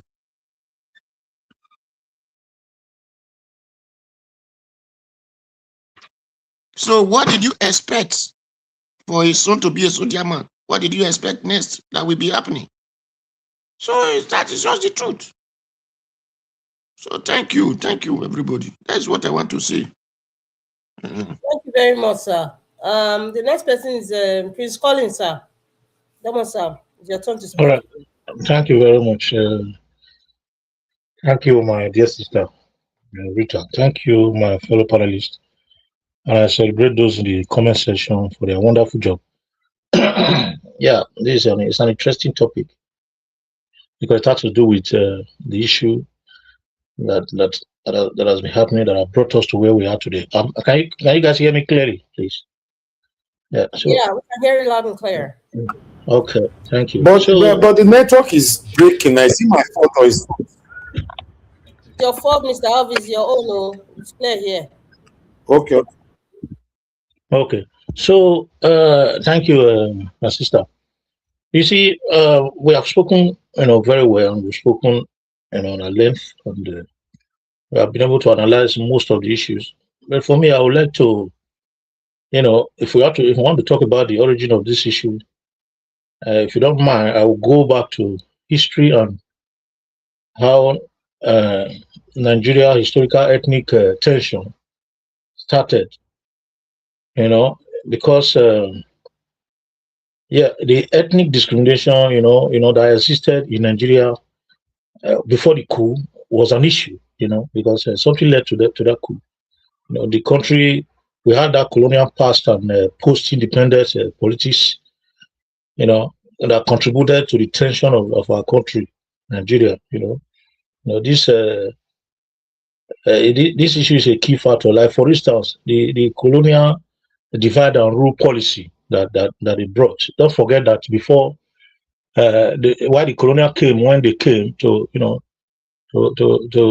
take over our land, most of us in the south, resisted these colonial masters, and most people in the north, because they have no kingdom, they have no institution, they pledged their loyalty before these colonial masters, most especially in our land, the British people, and they used them to penetrate every other part of the nation, and that has been an issue. This divide and rule issue that I spoke about has made some group to become vulnerable to others, while they teach others how to create resistance and creating resentment as well. You see, if we leave that area of divide and rule, the impact is very, very large. And that divide and rule, that is where they brought religion into it. They brought other issues, to confuse our people, which we are still in today.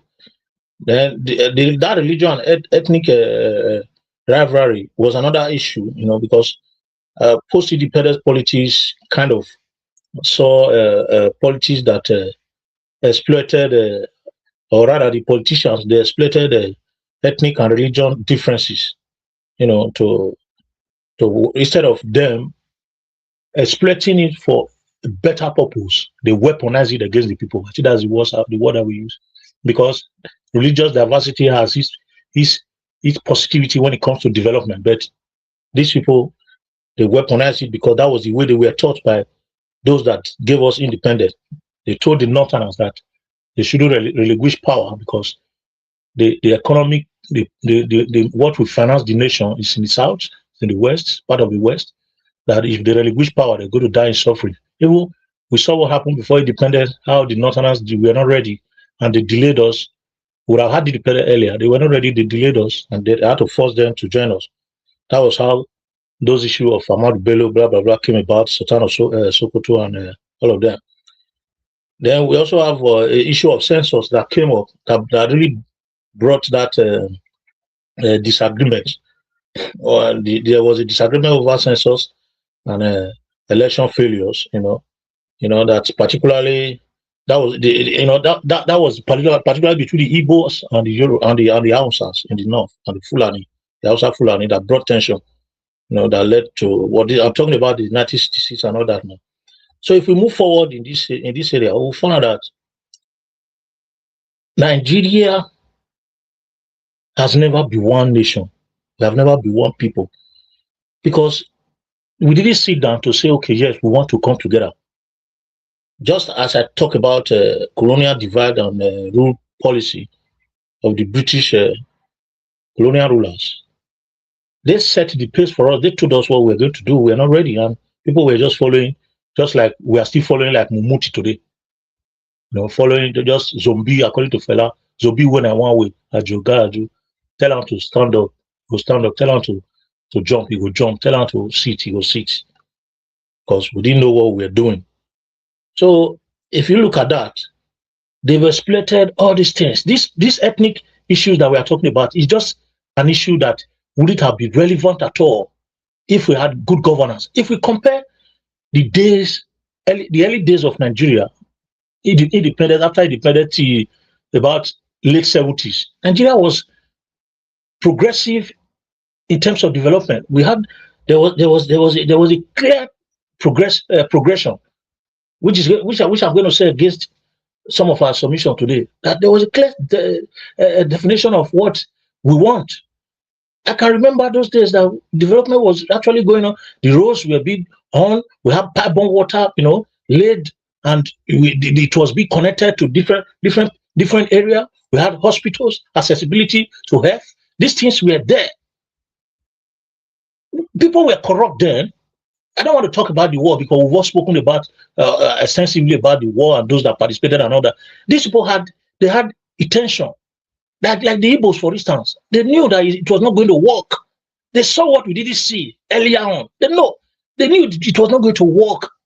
That is why they said they want to move that time. They foresaw this thing, just like what Unadi Kanu saw recently, and it's not happening. They saw it because in each ethnic group, or if we have different ethnic groups that are coming together, God will bless each and every one of us with different talents. They are very industrious. They want to grow, but they saw subjugation and servitude from these northern rulers, because the power that brought us together was fake, was not real. That is why they wanted to pull out. So whatever that has happened at that time was not a mistake for me, because if the South and the West has supported the East, I think we will not be where we are today. I regret why that coup didn't work, why that the Civil War, why the Biafra didn't win that Civil War. I regret it up to date, because we are even worse than where we expected right now. Because if we afford that one and forgot about it, and it is just the betrayal of the West and the South. They betrayed that war. I don't want to go into that. They betrayed that war. That is why the Igbos did not succeed that war. People like Sabo Bamudia, the late, his blessed memory, and this Basajo and all that, they are the one that messed up that war. That war. Otherwise, we would have been free long time ago from these Northerners. They siphon money, the politicians, not the North, because the Northerners, the common Northerners, they are our brothers. We shouldn't forget that people are being weaponized. Poverty is being weaponized against one another in that country. We are brothers and sisters. But the politicians decided to relegate the North to the background by not, making sure that the resources that is made for them are not used judiciously. Look at the North. Nothing is happening there. No road, no house, no water, nothing. People are still living as if we're in 200 years ago. If you see areas that is being attacked by these insurgents, those areas for me they are not worth living. People are still living like barbarians in the days of the Bible in part of the North. So what have they done so far with allocations that have been given for multiple years? So the northern leaders are those that made their people to be so poor to the extent. Okay, look at what is happening right now. With all the natural resources that we got in the north, instead of them to calm down, the west, south, and east had natural resources, and it's been directed towards the transformation of the nation, which people are being siphoned. The politicians are siphoning it on a daily basis. But the moment we start seeing resources from the north, they came up with chaos, and the chaos is still on to today. Do you know that the natural resources that is in Sambisa forest can turn Nigeria to paradise in just 10 years? Sambisa forest, what is there, can turn Nigeria to paradise. The gold we have in Zamfara can turn Nigeria to paradise, even if it is not Nigeria. Let them use their resources to change their region. No, they won't. They are packing everything to Saudi Arabia. For me, I believe that the black, sorry to use this word, I'm a black man. The black people, if I use the word, people might not like it. I think we are not made to be innovative and enjoy this earth. We are made to remain in perpetual suffering and be under our fellow brothers and sisters, because we are not wise in any way. God didn't bless the black people with wisdom. That is what I would say. We are blessed with ignorance, because if we know what we are doing, we cannot keep doing one thing continuously and there's no result, and we still keep doing that same thing. We are not reasonable. That is the word. Black man is not reasonable, except when they visit the look at black people visiting, politicians visiting Western world, and they go back and keep repeating the same thing. They bring the money here and they take the money from them. They call them for fraud allegations, and they run away. Is that not foolishness? How can you take your own resources to a foreign land, and when you get there, they ask you to come and explain how you got the resources, then you will run and leave that resources and go back again for another one? That's absolute foolishness. That is not even barbaric, it's animalistic to me. So the problem is not all that we have been explaining. If a leader has come and said, okay, let's transform the nation, let's live by example, let's design a structure that will work, everybody will follow. Whether you are Igbo, you are whatever, you will follow. But who are those that are going to do it? I remember those days where we have, well, that's why we are talking about restructuring. If we have restructuring and have regional control, because I remember those days where we have the east, the west, and the south and the north. We were growing. Awolowo brought a lot of innovation to the west, which were being copied. The east were very innovative and they were so creative, and they did all these things to the benefit of their own region. And that is the kind of government that will bring about competition. Without competition, Nigeria will not grow. So if we are not going on our separate ways, let them allow region to have their independence and do things on their own, so that we will know who we need to hold responsible for our waste of resources. But they won't. They won't. Look at our president falling up and down everywhere. The president of America, the past president of America, what was his name before Donald Trump, Joe Biden, ruled for 4 years. He was contesting for the second term, and he started having issues because he couldn't stand they saw that he cannot even stand election, talk less of coming to handle a nation like America. They went into a meeting and asked him to step down, and he did. That is somebody that is reasonable.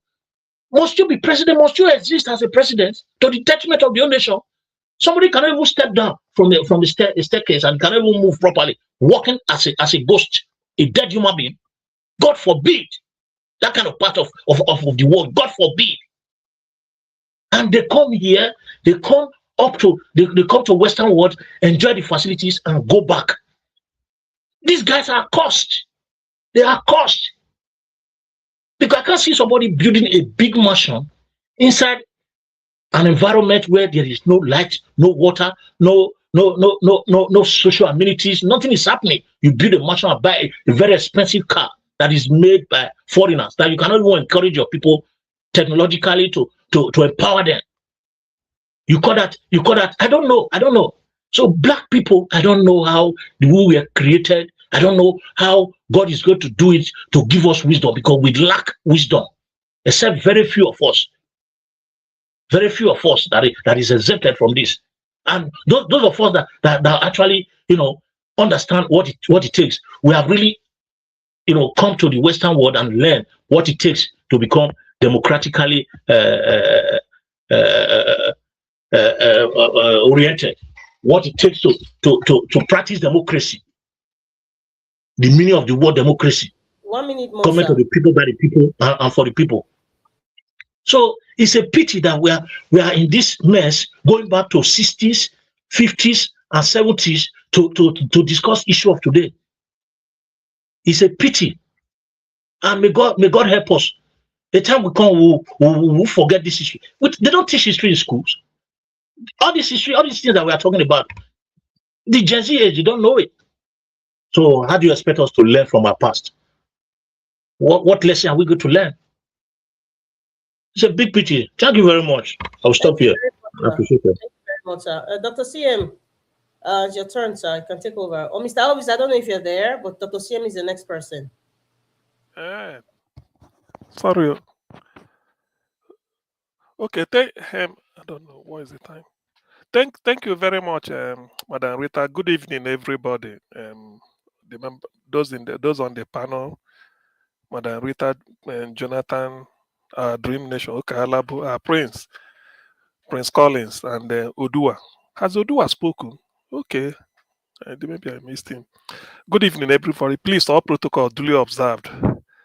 Actually, well, why did the Hausa vowed for the IGBOS never to be president of Nigeria?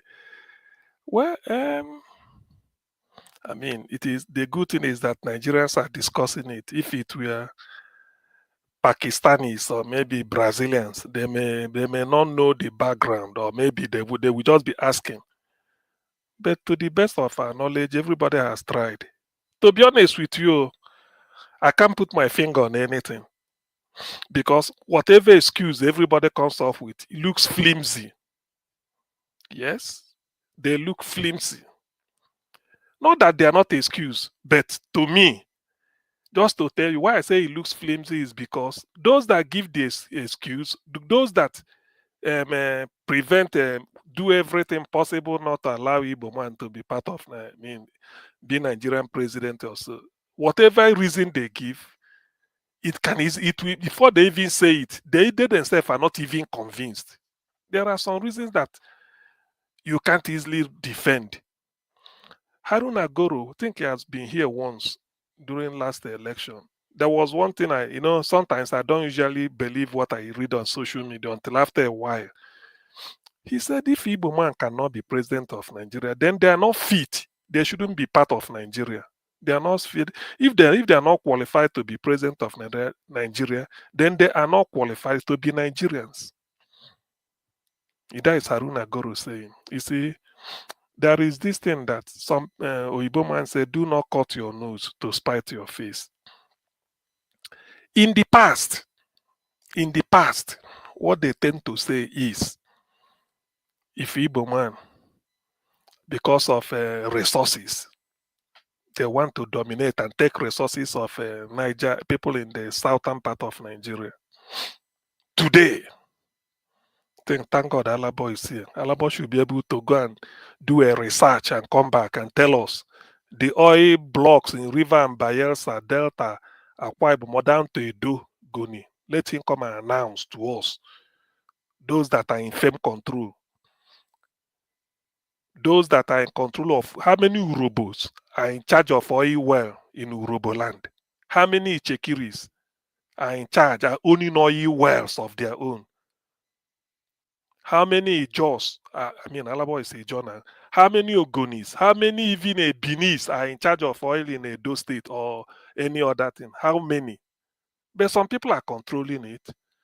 You see, so that's why some of the reasons when you hear it, it's just that they are masking. But to me, I feel that if we are discussing this question 30 years ago, the type of perception people are bringing now will not have been given then, because every day, according to Zeke, man, they learn. People are seeing it openly. Probably 40 years ago, there has never been something like the oil in Bayelsa belong to Jigawa, and this is unity. So is the Igbo man that is causing that? You see, the simple answer to all this question is the guilty are afraid. Igbo man will bring justice. There is something Chukwuemeka Zife said, and I want people to reflect. He was telling the North when they went for that 2023, before he died, Okwadike Igboku, former governor, they formed a commission, call it Igbo elders, something like they're all people that are in Abuja.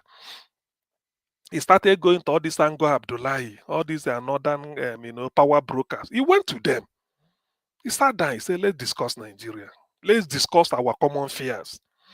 He said, "Is it all of us?" He said, Ozife said, let us start from what we already agree on or what we know. You move from the known to the unknown. If you are solving mathematics, they said X is this. So put X here. So the one you know, which is you don't know. So you use it to look for what you don't know. He said, everybody agrees. Say, anywhere you go in Nigeria, you know, see Igbo man, make you run, come out. They're everywhere. He said, isn't it so? He said, it is so. He said, is it not an Igbo man in Aso Rock that we like to jeopardize this life of his brother who is in the border between Sokoto and Niger Republic, or who is already somewhere, maybe in the remote part of Yoruba land, who you know that whatever he's doing and they warn him, you are put now. We go even tell and say, look, this policy is wrong. The moment you pronounce it, don't you know that tomorrow it will? So that's the man was. He said they were looking at him. He said, you go and reflect. Let's not discuss, let's not give each other answer today. We will come back. He said, you think about it. Who do you think we like to build Nigeria? Knowing that the boundary between Chad and Nigeria through Medugri, so there must be an Igbo man there. And when he hears that his brother is in Aso Rock, what do you think he will be doing to the villagers when he's a minority there? He said, look, if there is anybody that is in better position to understand Nigeria, it's Igbo man, and that is the person that will develop it. He told them. But they know all this. But their fear is, like they told Ekwueme, because Ekwueme was at the verge. P2B is even trying. Ekwueme should have gotten it on a platter, but he refused. There's a book he wrote from State House to Kirikiri, because they took him the day 31st December 1983 when they did the coup. Ekwueme was arrested in his house in Ikoyi and taken to Kirikiri. From there, they started doing all those things. He stayed for then Shagare was in a house arrest, in a flat. He sleeps, wake up in his bed, separate toilet. You know, a typical flat in Nigeria now, you have a sitting room, you have your bedroom. If it is 3-bedroom, it's 3-bedroom. Even if it's 1-bedroom, the kitchen separate, the toilet and bathroom separate, maybe a corridor, a TV and a newspaper. Ekwueme is in a Kirikiri. In one small room, at the corner, you see bucket of toilet and for urine. Ekwueme bed will be the other side. Vice President, first Nigerian PhD holder in architecture, and the first indigenous architectural firm, Ekwueme, Shagari, the president, was in house arrest. But then with a cook to cook for him, a woman and win the war food, not between what they give them for prison. That's in Buhari. That is Nigeria. You see, when we check all these things, there is that idea. It's now is playing out. Ndi Igbo is the bulwark against Islamization of the entire South. That is the fear. It's not all this military coup, 1966. They don't trust them. They can't tell you the truth. They feel that the oil that belongs to Jigawa, they are controlling the crude oil. Now everybody knows. We all know that the oil sector, even if under Tinubu, is the North that controls everything.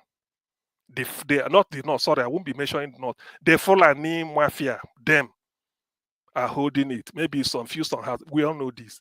But their fear is that to consolidate on it, if a Yoruba man is the president, he could play ball. Even if you bring Jonathan is a Joe from Otuoke. How many people from Otuoke, Jonathan, are controlling oil well? Alabo should tell us. Nobody. Yet, the oil is in his hand. So he made him to play ball. So that safe, good or this thing. Only Igbo man is so stubborn that he won't do that. He will revoke all those things. So so this is purely economic. It has not gotten to do with we no trust Igbo. Igbo go divide Nigeria. Then go Igbo now. If Igbo come, you do referendum. Without referendum, will there be Midwest?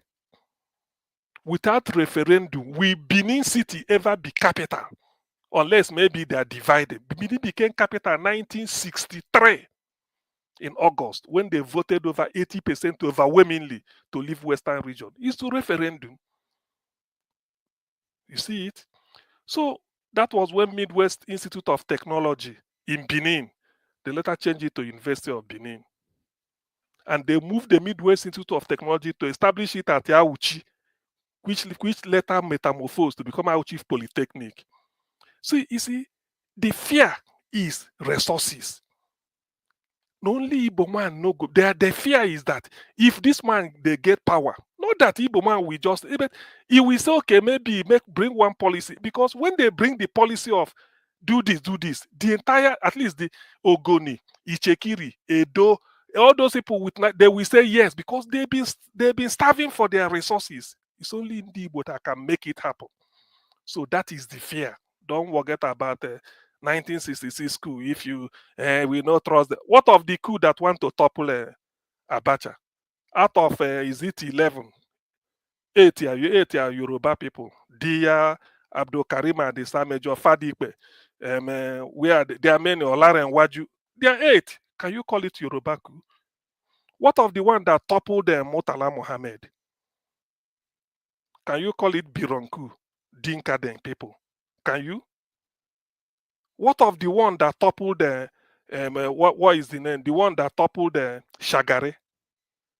Is it not led by Buhari them or the Fulani and the Major Guzo?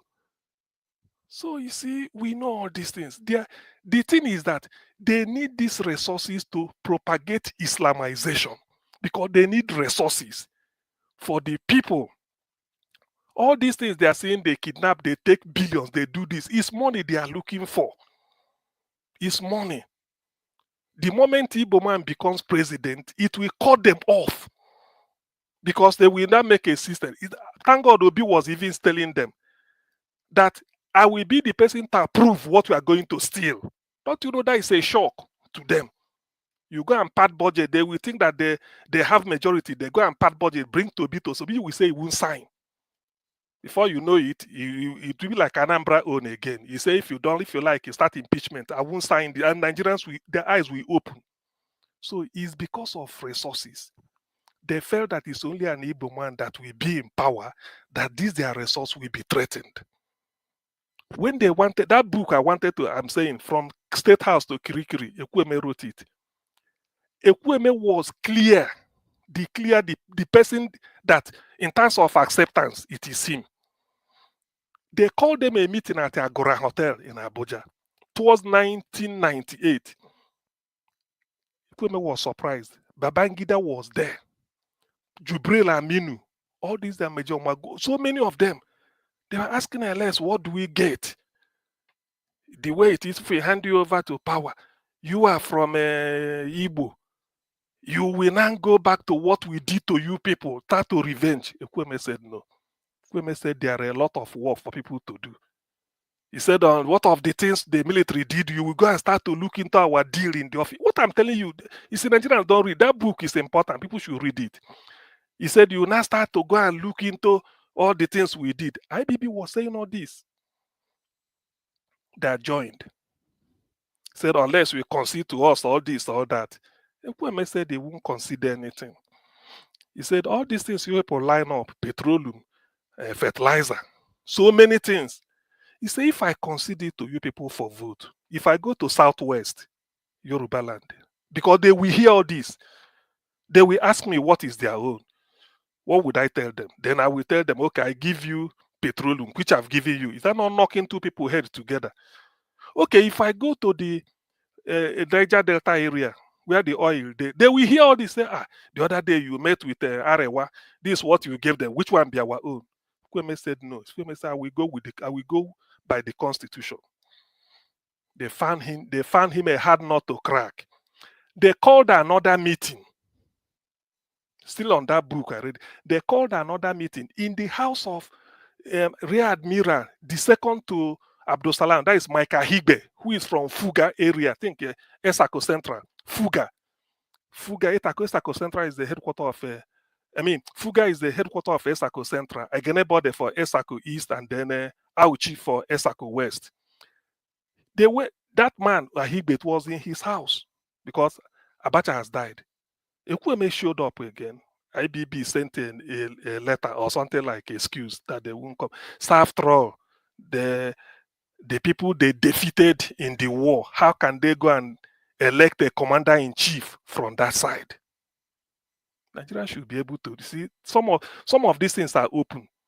So their fear is, if you put Igbo man there, what of their access to the sea, to be all this oil deal? Nigeria, NNPC, and probably, and like I think Alabo was saying, P2B just like a Kweme type. Selfless. You can't. Kweme is already a billionaire before he entered politics. As at 1978, he declared 11 million naira. Then 11 million before he entered politics. His money declared asset. So all these are the reason that they will use maybe military coup. Trust Igbo man. Trust this. No.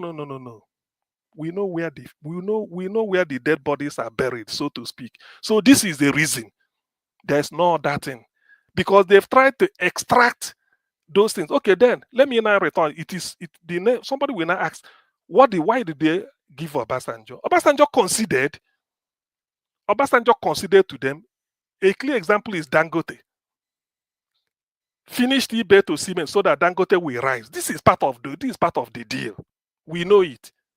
Obasanjo, go and check the first 4 years of Obasanjo. The key ministries were occupied by the Fulani, and then they brought it. But after 4 years, Obasanjo was like nothing. People called him. I remember Abraham Adesonya, when they said Obasanjo will do 4 years and hand over. Obasanjo now said, Abraham Adesonya came out, despite being in AD. AD is the rival of PDP, and the whole of Southwest were AD. Abraham Adesonya said, this is not a matter of tribe or whatever. The constitution gives the president the right to re-election. So Obasanjo must enjoy that right. Let Nigerians, if they didn't vote in, let it be. Despite being in AD, he insisted. Though Bola Ige was in AD, but he was a minister. So this was it. Obasanjo now went. That was why Atiku bolted out. It was in the second time that Obasanjo now revised, bringing the likes of Okonjo-Iweala, Soludo. Then they started coming in, Obieze Kwesli. Then things changed, because Atiku knew that Obasanjo's agreement is 4 years, so he was still building war chest that he will use by 2003, in the hope that agreement, according to Wike, agreement is agreement. But because the constitution gives Obasanjo that, Obasanjo said he will do it. To be able to punish him, Atiku had to make him kneel down Obasanjo said, okay, and he got it. Now today, what is happening? So these are the intricacies. This is the reason. It's not because of, if to say Igbo man go give them, say, I will be lame dog like Tinubu, man, they do what you want. Can you not see the agreement they extracted from Tinubu that made Tinubu not even to attend the debate? If you don't want to go for debate, you have TVC. People were saying, go to TVC, call Kolade Babajido Titoju. Sit in your sitting room, they interview you, give you questions, you read it ahead of time, then prepare.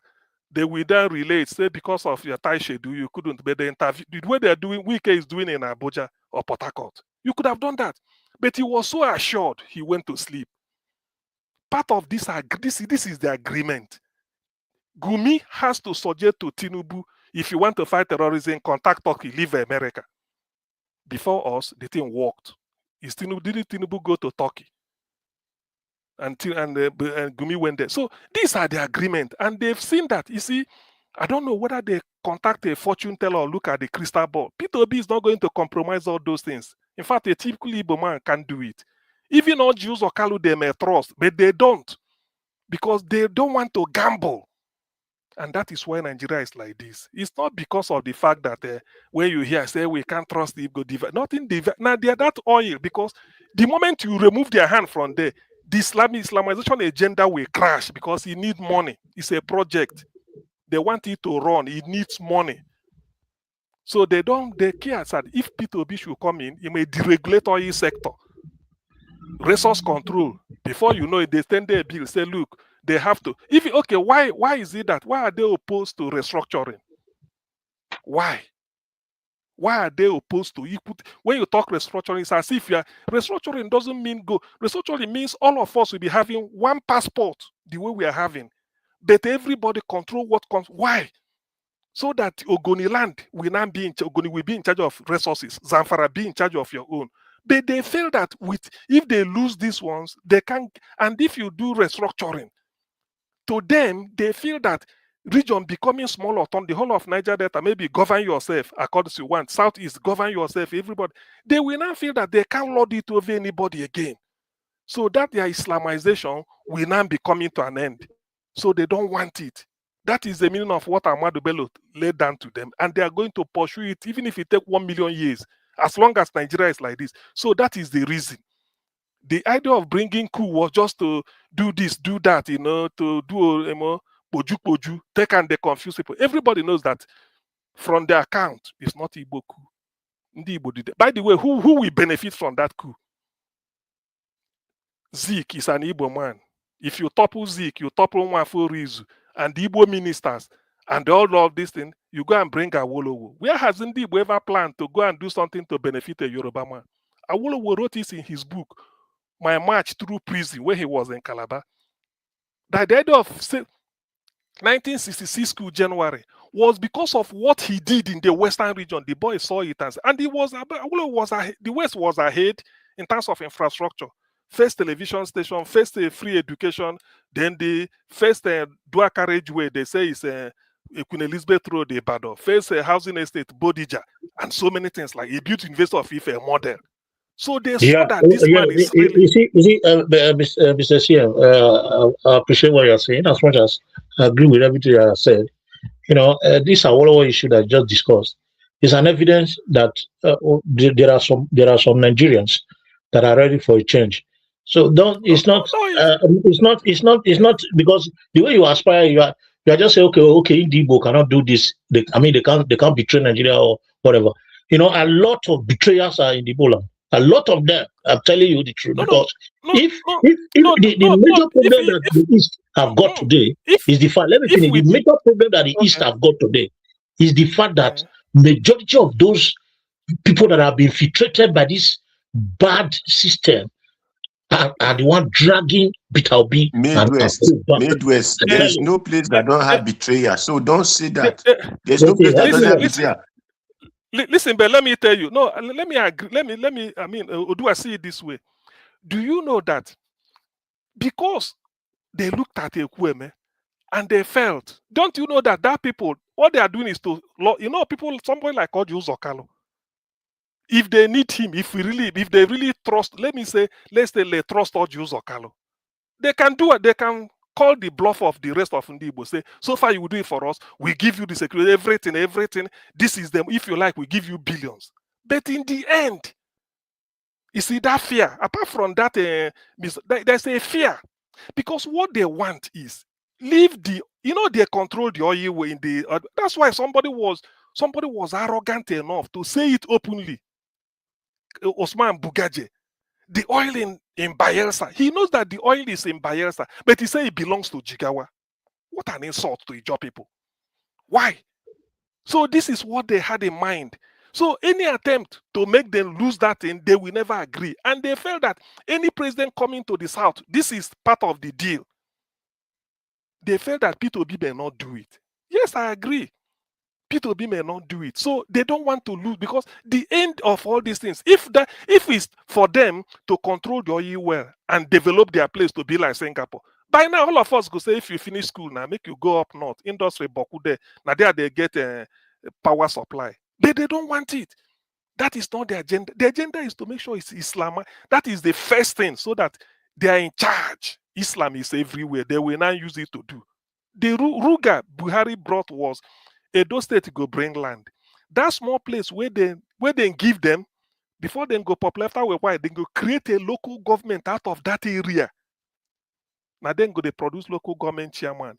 If they need anything to appoint Edo representative as ambassador, they go there, go take somebody from that area. Maybe after 10, 15 years, he go tell you, say, I don't live here now. Now we get it. That's how you have just local government. The same thing will happen in all the states in the South. That is what they mean by Ruga. Give us land. Not that give me land, make I farm go, but give me land, they live there forever. They said if you see German in Bayelsa, it can be Bayelsa now. So far they speak the language. Is that what we want? This is a long-term plan of Ahmadu Bello. And to them, it does not matter whether Usman Danfodio started it and Britain cut it abruptly in 1804. Then they colonized us and left 1960. Ahmadu Bello wanting to say somebody read it here, that a new nation called Nigeria shall be the estate of our forefathers. We must ruthless, what they call ruthless. So that is Islamization. They felt that Igbo is the bulwark. So don't let them hold power, because if they hold power, yes, please. Augustine. Yes, please. I don't know if you listened to Mr. Joseph Orji's submission earlier on. He actually blamed the Igbos for killing that particular, what was his name in the north. Somebody correct me, I forgot the name again. Sadwana. Yes. So he blamed the Igbo. Yes, he blamed the Igbo for killing their king and killing the Yorubas and failing to kill their own. That we should say it how it is. Mr. Joseph Orji is sentiment there. Okay. Now you said what? Let me. I said in that aspect there was a high level of sentiment. Okay, now yes. let me tell Joseph Orji one thing again, so that he will also. All of us. Akintola is aware of the coup. Ahmadu Bello is aware that a coup is coming. Zeke is aware of the coup is coming. That of Ahmadu Bello, I will look for the Punch newspaper. The driver who gave who gave the interview. But if you don't believe the interview, everybody recorded that. Okay. On the 14th of January. Hold on. On the 14th of January, Akintola left Ibadan. Okay. Before you move on, you will continue from 14th of January. Just hold on. We have Mr. Joseph Orji calling back. Mr. Joseph Orji, go ahead, sir. Yes, sir. Yeah, Mr. Dr. CM. What I want to say is that, you see, the problem is that those two junior officers who were supposed to carry out the eastern part of the execution, why did they fail? And then why would Nnamdi Azikiwe, somebody must have informed the Zik, the late Nnamdi Azikiwe about it, because he immediately left for London. And then if the Igbos, it will seem as if, I'm just trying to put myself in an average Hausa man shoe and a Yoruba man shoe. That is the way we should look at things critically. Because if you were in Lagos that time, because I was small, but I was still able to read the newspapers, not tabloid, the real newspapers. I was able to read because of I was very inquisitive. Now, and also my dad loaded me with information also. So if they failed in that aspect, what will it look like? Those they posted to Lagos messed up. Instead of them to carry out the to kill to deal with the ones in the dam perhaps, they didn't do it. If I don't succeed in doing his own, not Zogo himself took up Saldana because the other soldiers that was because he was to deal with the East. But they were afraid. Those lieutenants were afraid.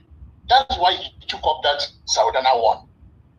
And then he now left those two juniors to that lieutenants to deal with that of East.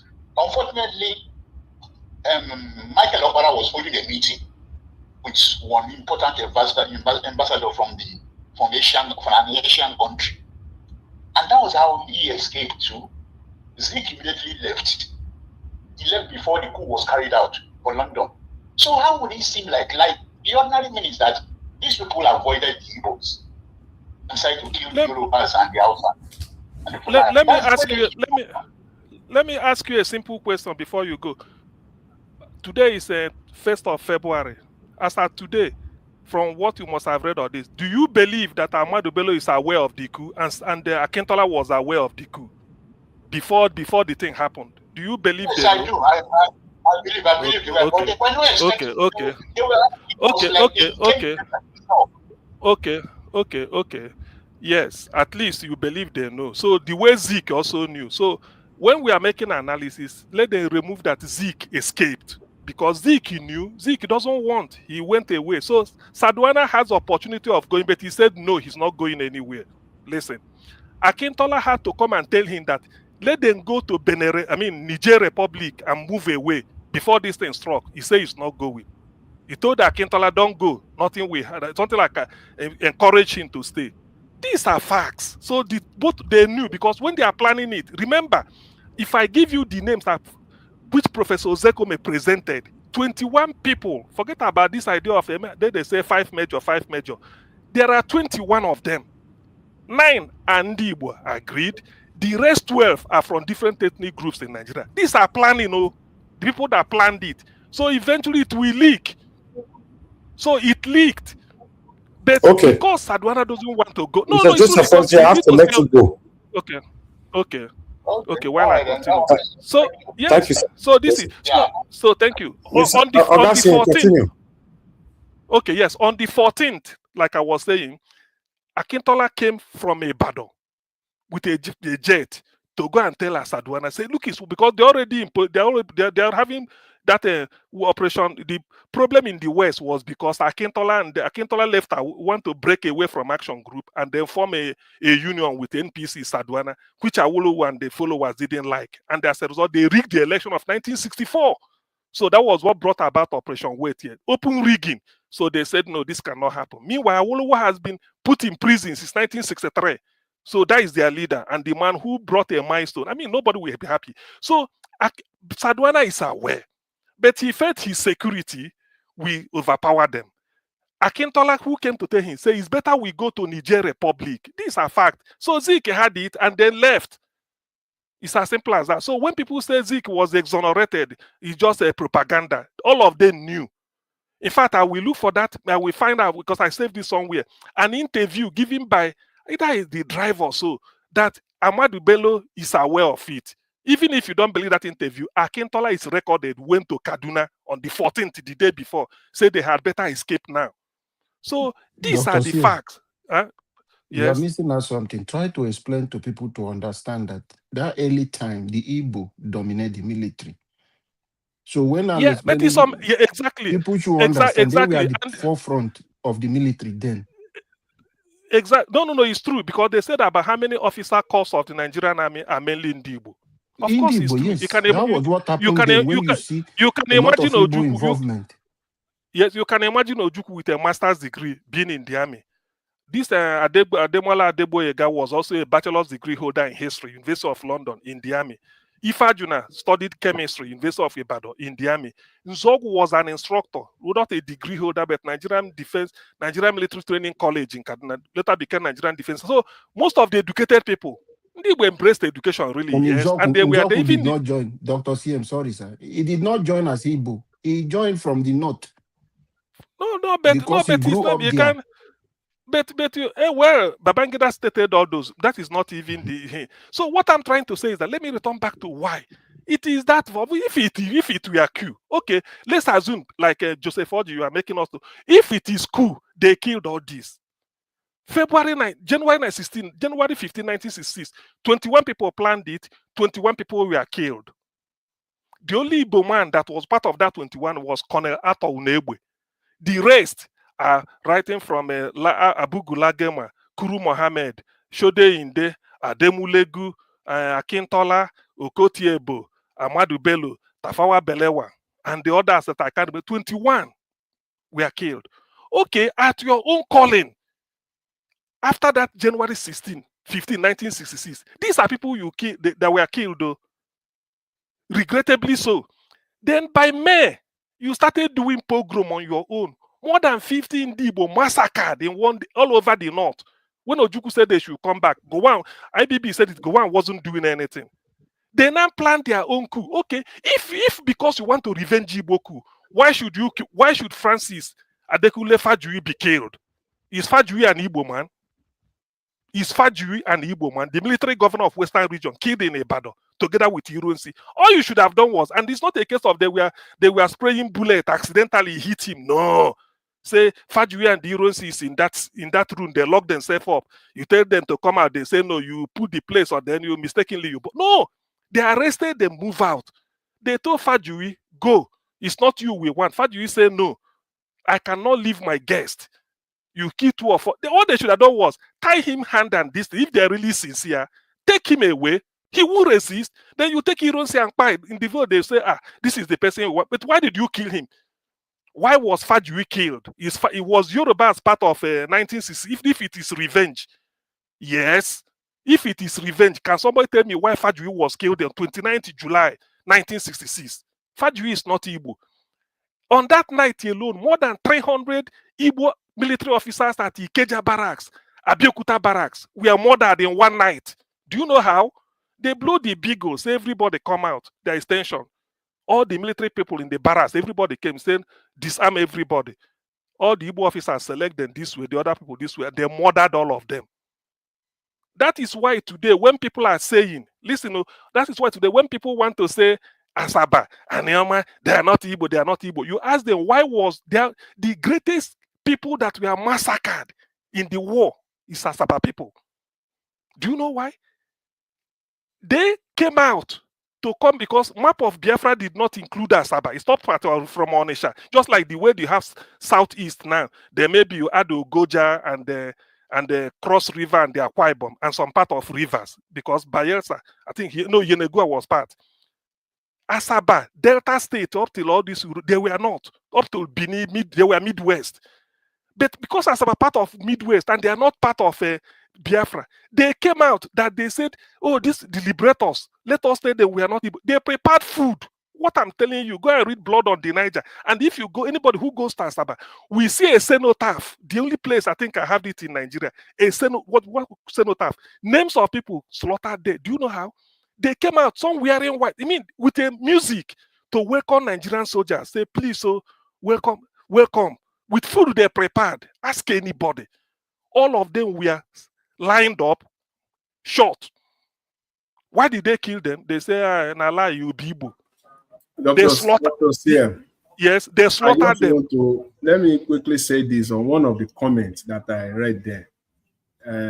If you can speak to that also, from Everline 338, he commented. He said Atiku's brother will tell him not to give Obi the ticket. They prefer Tinubu to continue.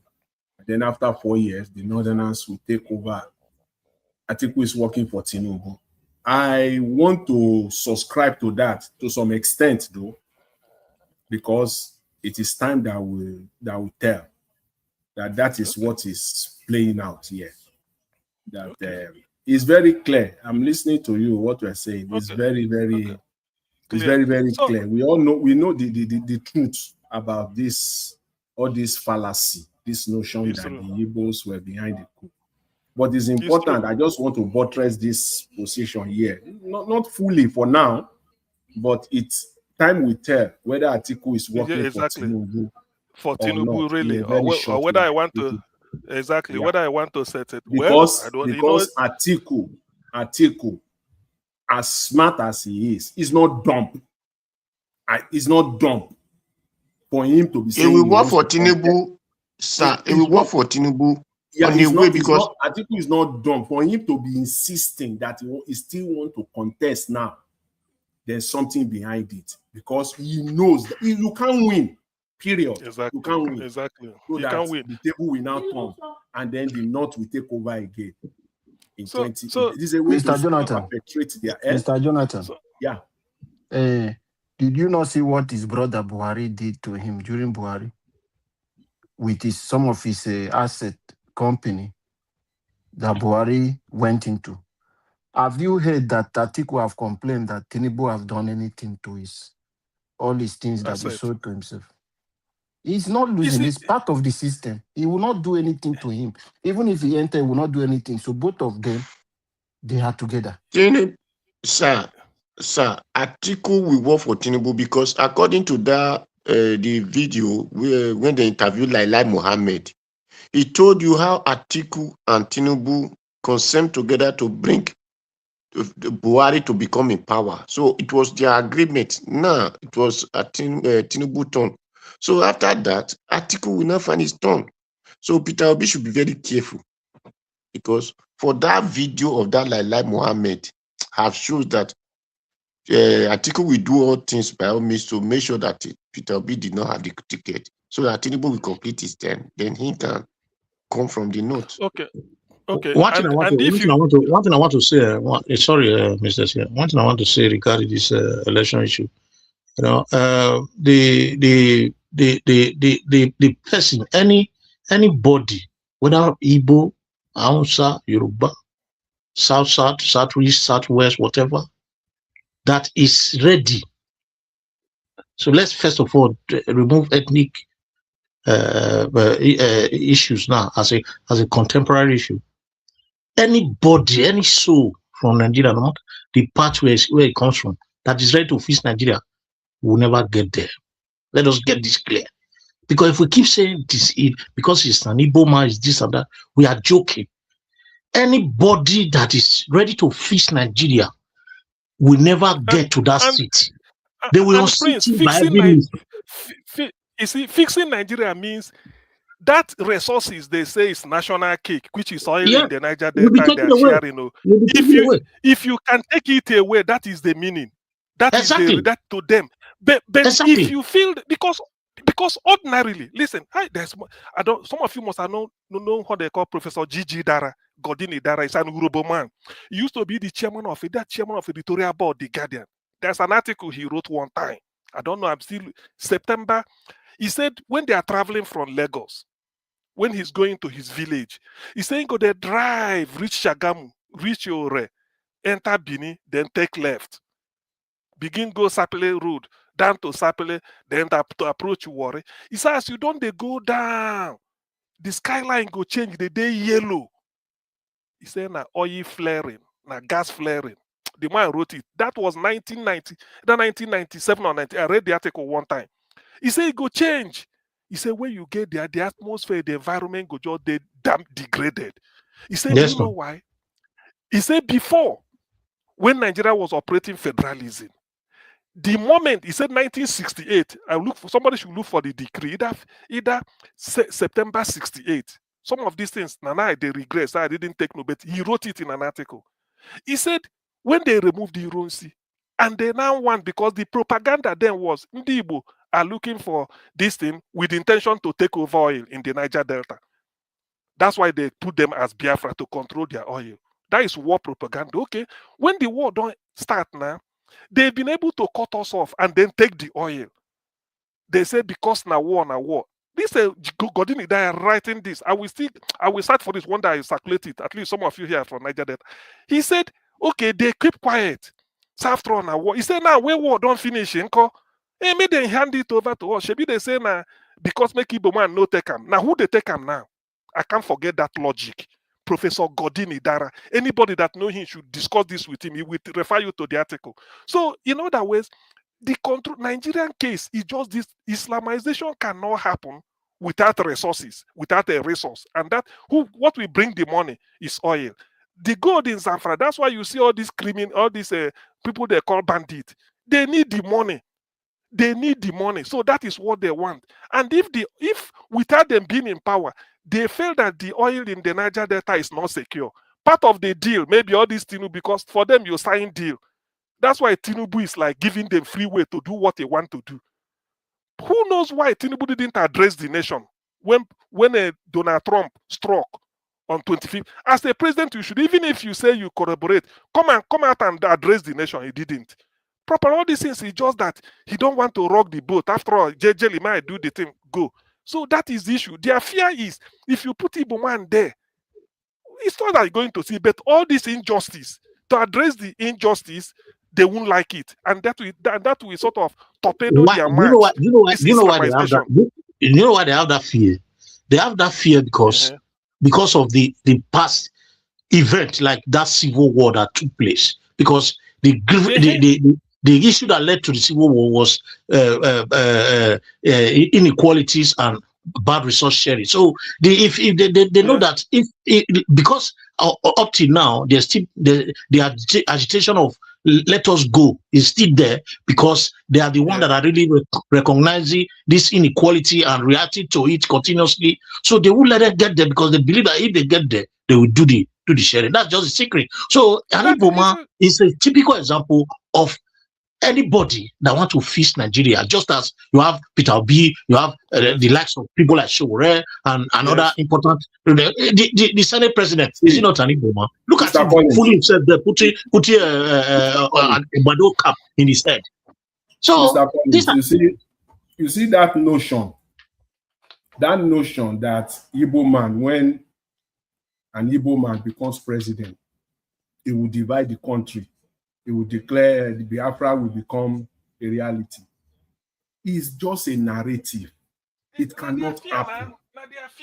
Please don't even reinforce it in any shape, form, or manner. It's a lie. I don't think it's reinforcing. But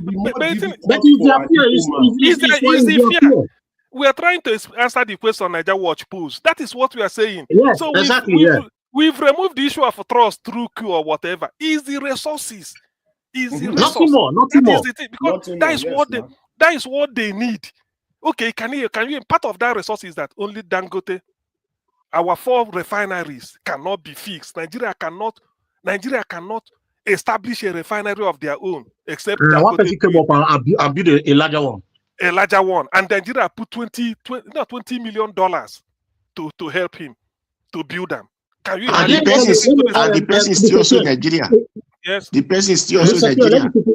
Let me quickly throw this in. You see, in recently in this Third Republic, if you look at Obasanjo regime, the Igbo came again and showed the fact that and displayed to everyone that they can, be part of that innovation and change. How? And change.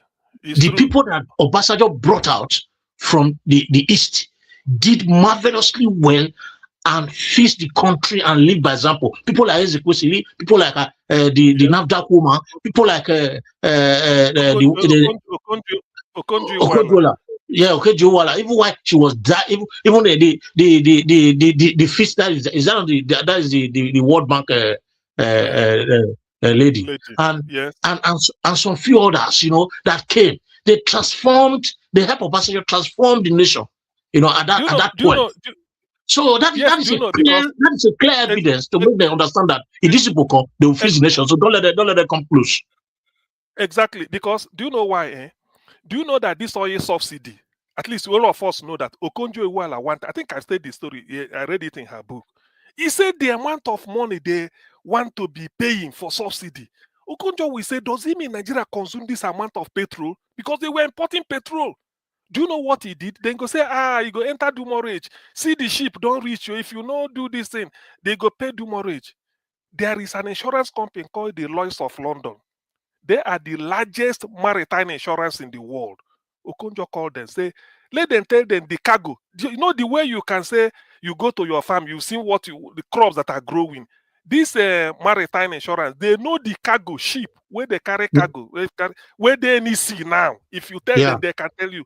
He said, how many of them are coming to Nigeria? He said, none. And they are claiming money on non-existent something. It was what made Okonjo-Iweala to tell Jonathan, say, look, let's remove this subsidy. Because if you go tell them, say you be thief, he said, okay, no more subsidy. So you get them. Okonjo said, let us remove this so that we remove you people. Nothing like subsidy again. They went to, what is it called, at Ojota to start to demonstrate against, and they kidnapped the mother on one condition. They know they take money. Tell your daughter to resign and get out of the country. Who are the people that did it? So you see, like what you pointed out, Okonjo-Iweala recruited a professor, and this what is the name? This agriculture man that did wonders. The Jonathan retained. He brought a Bodo Augusto. There are many of them in the economic team. There are many. He recruited all of them, and they did a marvelous job. For the extent that this World Bank said, normally, if you want debt rescheduling or debt relief, he called Dr. Akiwumi. Dr. Akiwumi, Professor Akiwumi, not doctor, not prof. Yeah, professor, so, yeah. So Okonjo-Iweala said, before, they said, for World Bank, if you need debt relief, they give you conditionality where you go follow. Because Okonjo-Iweala is an insider. When they brought it, he said this is too severe, that they can't do it. But if you want us to achieve this outcome that you want, we will craft our own, but we will achieve it. They said, okay, let's see it. And she admitted in her book that World Bank admitted that this is the first time somebody will ever do that. They dumped their own conditionality. They set up because they have to run everything openly. You know, it's like if you are owing somebody and telling the person, so let me even know how you they spend money. If you drink garri, you go know. So that you know how you they waste money. Not say you go they go party, they throw away money. When they can't ask you for money, say money no day. So you want to monitor what you're even using in how you they spend your money to know.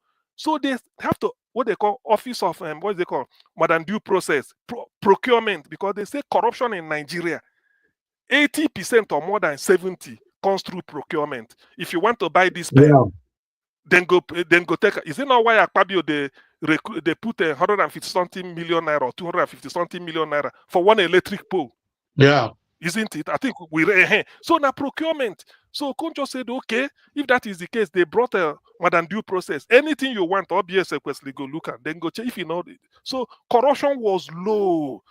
Was low. So World Bank started seeing this is what they mean. So our oil business was becoming clearer.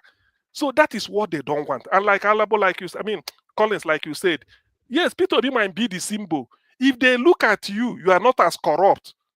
They can't trust, because when you go there, you start to tell them Ekweme is not corrupt, Obi is not corrupt. They have to put Tinubu because they know Tinubu cannot.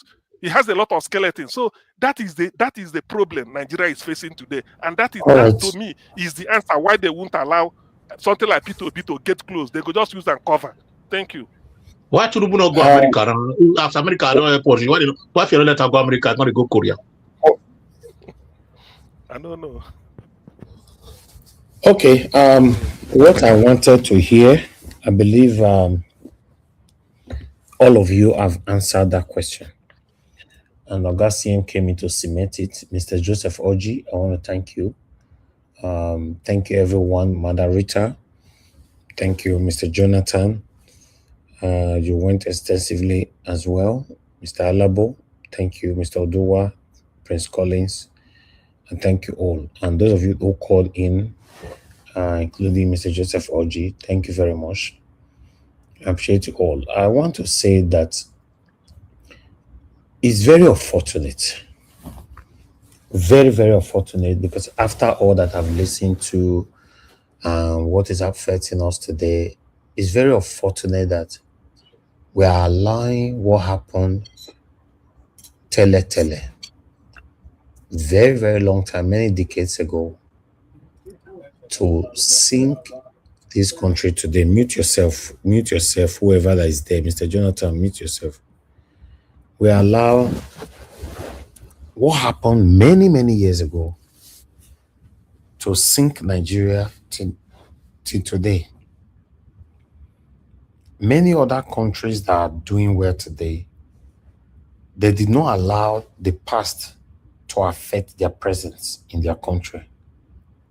But rather, we allowed our past, most especially from our satanic leaders, both past and present. They allowed our past to continue to hinder the country till today. They selfishly allow our past to hinder the country. And some of the gullible Nigerians who supported this or who hold this rhetoric so high, so deep in their hearts, not knowing that what happened before you were born is what is affecting us today in our country. Hi, Igbo, Ki Ahmed Bello. Ahmed Bello was part of the plan or part of the coup, or the other one. What are they talking about? In a developed countries today, whoever that was involved in that atrocities, they penalize them, hold them accountable. But in our country, we hold the whole full country backwards because of ye thing where they say it happened in the past. If you go find out now, the Ahmed Bello before he died was satanic. Who go kill him? Satanic.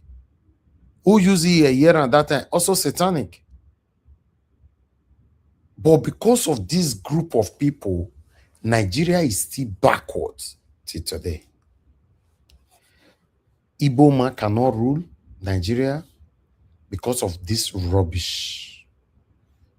Yes, some of you might say, no, how is it rubbish? It's not rubbish. Okay, let's say it's not rubbish. Are you also telling me it's what dragging this country backward the way it is today? Where two particular regions have chosen, or ethnic group have chosen to continue to rule this country. Without them, nobody else. Is this right? Do you also know that if an Edo man come out today that he wants to become president of the Federal Republic of Nigeria, it will be a problem somehow? Are you aware? You will not be aware until it happens, until the person come out. That's when you will know that, oh, you're also part of the people that said you cannot rule the country. At the moment, you never know now. Maybe the reason why the Igbo one is so frequent because they are always to keep their head out. They want to rule, they want to rule. If you be a dope person, come out. Say you want to become president. Most see how they want to handle you first. It's very unfortunate.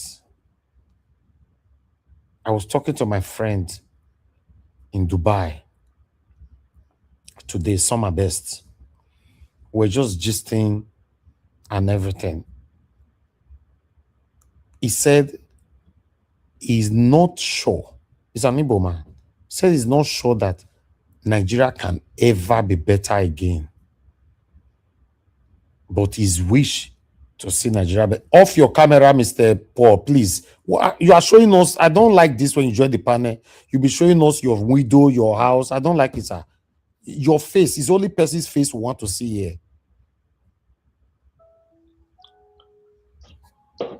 It's very unfortunate that we allow this whole thing to mess up the country. As we speak, nothing is working in Nigeria. Nothing is working. In the name of ethnicism, tribalism, and personal selfishness. Look where we are. I just pray God help us to break the yoke in this 2027. But for any reason, the yoke refused to be broken in this 2027, then just know that Nigeria is forever captured. My time, your time, our time will pass. The country will still remain. In fact, the country will continue to be worse than the way it is. For any reason, 2027 passed. Nigerians could not achieve that dream that you and I craved for. Just have a reminder that our time will pass. That's what this country will be. They go, not be swear, but it's just the reality. I know some of you will be in your bed now be saying, God forbid. Unfortunately, the word God forbid doesn't work in Nigeria anymore. What's supposed to be working now in Nigeria is the realism. We should face our problem eyeball to eyeball. That's the only thing that can help Nigeria to work. Not by God forbidding anything from our kitchen, from our living room, in our car, or whatever. No. Majority of Nigerians, both home and in diaspora, are not yet ready to face the problem of Nigeria eyeball to eyeball. A girl died today. A girl, snake na bite am. This girl by herself drove to the hospital. A very popular girl, a musician. Very, very popular, with so much dream. She drove to the hospital. He got there. They don't have an antivenom medicine. She left there, went to another hospital. They still don't have antivenom medicine. In the process, she going to the third one, she died. For those of you that have my personal phone number, it's on my story right now. It's going to be there for the next 24 hours. It was posted just 3-4 hours ago. I could share the videos here. Maybe, yes, I could. Let me just share it. Let me share some videos here because, you see, I'm not saying that this girl have or part of the problem we are facing, but I can say that she's aware of the problem we are facing. Probably, I said probably, she have never put a voice to how this country will be better. But today she's gone. Do you know why I said that? I'm saying this because some of us today who think, it not concern me, not concern me. Whereas the situation of the country is already affecting everybody directly or indirectly. But we'll sit down there. I'll be saying, no, not be my problem. After all, it's not affecting me. How long are we going to do this? A girl with so much dream died just because, see, ordinary snake night bite time. She drove to the hospital by herself. She died today. The whole internet does scatter as we talk. When I'm telling you guys, it's just that the way I take beat Dr. Pedro Obaseki, I come to tell you and say, the day where you all go Apple, you might say, no, you're not going to Apple this way, not going to ever feel Apple to me. I told you that. No be the way it take Apple to Dr. Pedro Obaseki, you all go take come. If you all come in a different way, maybe then inside market you go buy tomatoes. As they come out, one of the tomatoes fall and it touch somebody, that person just slap you. You say make you slap back. The other one say, native. Everybody gather, they beat you, you all died there. That is what we call jungle justice. Because you saw it before. Because it was not your family members. You are not interested. Right? You know or you knew this thing is wrong. You are not interested until it happens to you. We're in big trouble in Nigeria. I would like us to start from here so that you understand where we're coming from concerning this painful exit of this girl. Patients when we say come for emergency, especially on small cases like this, they should be closed down. They are not worthy to be called hospitals. How come our Nigerian hospitals cannot attend to little issues? Now imagine this young Nigerian singer, whether they call it Funaya, her musical name na Naya Music. Now she don't buy simply because of a snake bite. And this was somebody that had enough time. She used her leg, waka go 2 hospitals before she gave up the ghost. Just yesterday, which was the 31st of January 2026, now this matter burst out, come as I say, this young musician, where we say, na classic song she dey sing, she just dey hit stand up. Now she start to the day popular. They say snake bite her for inside her apartment where she did for Lugbe, Abuja. When the thing even sup, where we say people rush, come outside, say, what did they happen? Now they try to see how they fit find the snake. Lo and behold, my guy, when they see the snake, they discover, say, one big one there will be cobra. They say this girl, they try to use rope, you know, better they bind person hand, where we say, if person snake bite them and all that, they try to bind that particular region of her body where we say the snake bite day. They say she fell go one hospital. As he reached there, confusion did their body, they don't even know what to do. Because why? Again, what they call anti-venom medication, where they're supposed to give her for that treatment. Those ones not get. They can't refer her, go FMC. As she reach FMC finish, they say they lose the things where we say their body and all that, put her on drip. But the hospital did not still have that anti-venom medicine to give to her. How will an FMC, how will a hospital as big as that not get like waiting be the basic things where hospitals supposed to get? That's something I don't understand. It's not as if she came to the hospital for a major surgery, so that they wait for one kind of specialist or they wait for one kind of consultant to come. She's just there for common snake bites. So FMC, as big as that hospital, they don't fit treat snake bites. Now they put drip for her body. Unfortunately, the people thought that what they even gave to her was antivenom. Not knowing, say, all these persons were just trying to look for a second method to attend to this issue. As I speak to her right now, this young girl is no more. See, you go pray, but you don't get reason to go hospital. If you get reason to go hospital or to take your loved one go hospital, oh, shame will catch you for the kind of country where you did. You go just see hospital, you go they shed tears. Not because of say something bad happened, because you know, say, this place, now ain't be something bad. There are basic things where we say hospitals supposed to they get. Even common primary health care center, all this anti-venom for snake, scorpion, all those things supposed to be there. Then normal first aid to take stop bleeding, so that if you rush the person go a bigger hospital, suppose they there. The bigger hospitals now are even the ones failing. All they do is they ask for money, go and pay for this, go and pay for that, go and pay for small malaria where you go get receipt, go full your hand. And without you don't pay, treatment will not commence. That's another problem we are having in this country. A bright future. This girl, if you see how they sing classical songs, oh, it breaks my heart. I beg, compound where you dey, make sure say you do proper sanitation. Once in a while, your room, bring things out. Sweep the corner, sweep the edges. Some landlords, we need to do better about fumigation. If we have a better healthcare system, if we have a better, in fact, Ministry of Environment and whatever health, whatever they be, therefore ensure safe fumigation they take place for our community.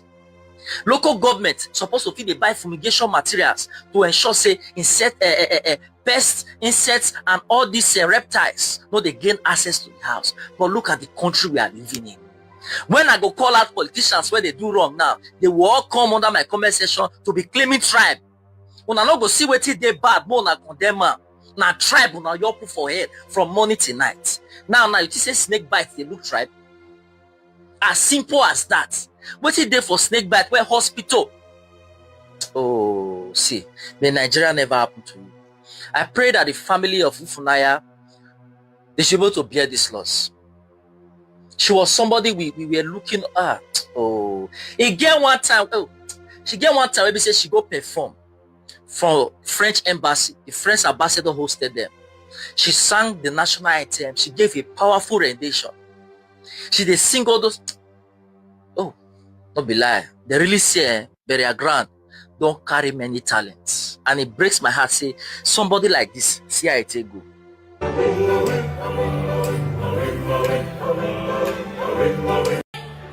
In the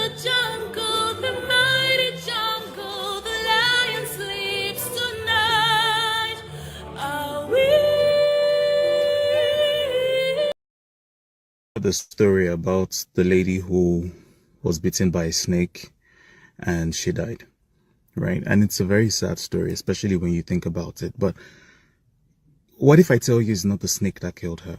I mean, snakes bite people everywhere. Whether you're in the bush, you're in the city, India, Australia, other countries, snake bite people everywhere, but they do not die like this. They do not die just because they went to two hospitals, two, not one, separate hospitals, and they looked them straight in the eye and told them, we do not have anti-venom in a country where snakes live in 2026, not 1980, not 1970, 2026. And it has happened to somebody who is popular, but think about the other people it has been happening to that did not have anybody to report to. They didn't have any place to go, and they typically just lost their lives. Bright futures cut short. And when you think about it, if you even come to the research, Nigeria has a particular antivenom developed for Nigerian snakes. It's called Echitab. ECHITAB. The question is, why was this antivenom not in the fridges of the hospitals that she went to? Simply because we've forgotten the basics. Our politicians are building flyovers where ambulances don't exist. We're focusing on building ultra-modern hospitals when the primary healthcare center, which is the first point of call in any functioning country, should be. But rather than focus on those ones, they would rather want to do a big project, they'll cut ribbon, and everybody's gonna clap for them simply because they're trying to focus on the next election rather than the lives of the people that they're actually supposed to save. We've forgotten the basics.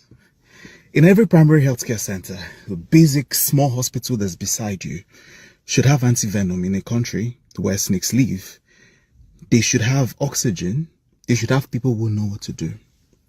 We've been shouting about it. Doctors have been on strike for a while, but it seems nobody's talking about it because, it don't really concern me like that. No, it does. It does. But when doctors go on strike asking for better conditions, better services, even help us do our work better, the same people who are politicians find a way to put the people against the doctors and make the doctors the enemy rather than the people who are actually supposed to provide this healthcare for you. We've forgotten the basics. We've forgotten the basics. Well, recently on the project where I've been going from state to state, the first one was Gombe, the next one was Enugu. I'll be going to other states in the country and we're going to be shouting, know your PHC. Take your phone, go to your PHC and demand it. Most times when we start, some of those projects, it's not healthcare. Person way chop. Person go first chop before he do healthcare. Now look at what's happening. This is just antivenom. How about the women who die from childbirth? See, and this is not just village people at work, because I see that some people have already turned the conversation into, it was a spiritual snake, it was this and this was this, and that's why our politicians are lucky people. Because they know that once they spin a particular story, everybody will run with it. Nobody's asking why does our hospitals don't have antivenoms? The money that was budgeted for the primary healthcare centers, why was it not supposed to do what it was supposed to do? But rather they are saying, it's a spiritual snake, he's a neighbor, he's jealous of these things. That is how they keep us down. Well, we can do what we want to do. But what I will say is, when time comes to actually demand accountability for healthcare, if you hear budget allocation, don't just tune off. Ask, does my primary healthcare, we should stop praising audio projects when primary healthcare centers don't even have common paracetamol. Go to the pin post on my page and look at that. Those are primary healthcare centers that's actually supposed to help people survive. We failed this young lady today. We're failing others. It concerns all of person wey snake bite successfully drive reach hospital. She drive by herself go hospital. They no fit treat am. And she comot for one hospital go the other one. They no fit treat am. From that other one she go another one again. They don't see solution to our problem. This is Nigeria. See, Nigeria is really failing every one of us, everybody. All of us, they collect for this Nigeria matter. Snake, bad person. The person reach hospital, that person sick poof.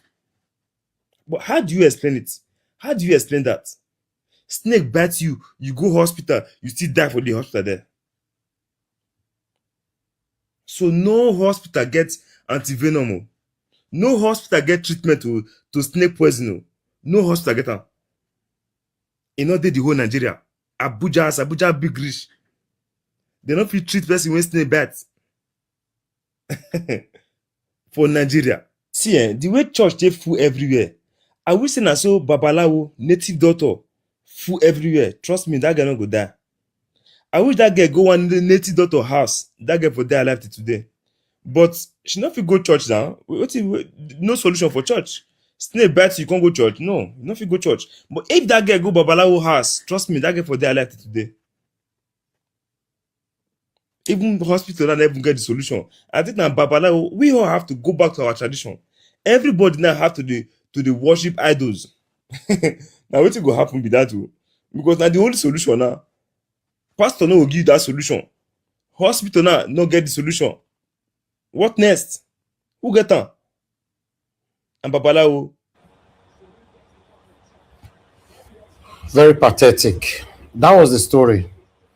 The reason why I have to play this video is, let me quickly say this, is to let people know that the wrong that you are seeing, the things that you are seeing that is not right in the country today, that you are paying deaf ear to, just because it's not directly or indirectly affecting you, don't worry, it will still can't affect you.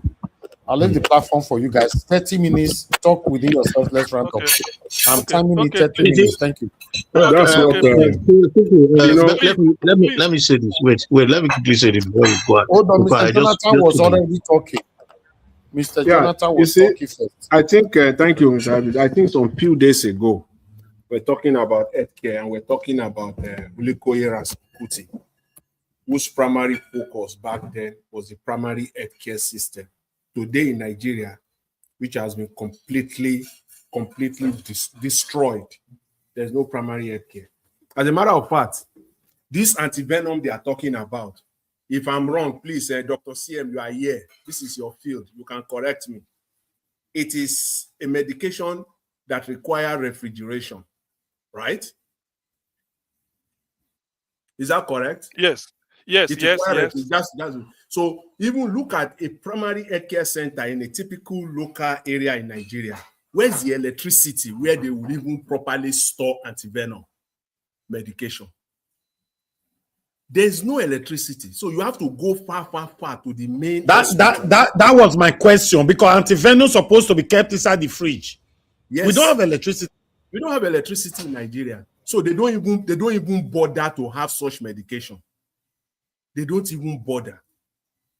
They are busy. I agree to the video that you show, or the presentation, those 2 or 3 videos. I agree with their submission completely. I think they said it all. Wasting time on all these useless projects while Nigerians are dying. The basics, they left the basic behind and pursuing their political agenda at the detriment of Nigerians. God will help us. Let me just leave it there. Okay. Thank you, Jonathan. Let me quickly say this before we go. So, to be honest, Niger Watch, after watching this video, I said, I can volunteer my service for Nigeria only if Obi is the president. That is by the way. Let me say this. Venom is like what comes out of the poison that the snake will inject into your body. That is the venom. What is at play here is pure what the branch of science or medicine they call immunology. That anti means antibody. It's just short form of antibody, anti-this. If I take, let's say, anything put into your body, that thing coming from outside is called antigen.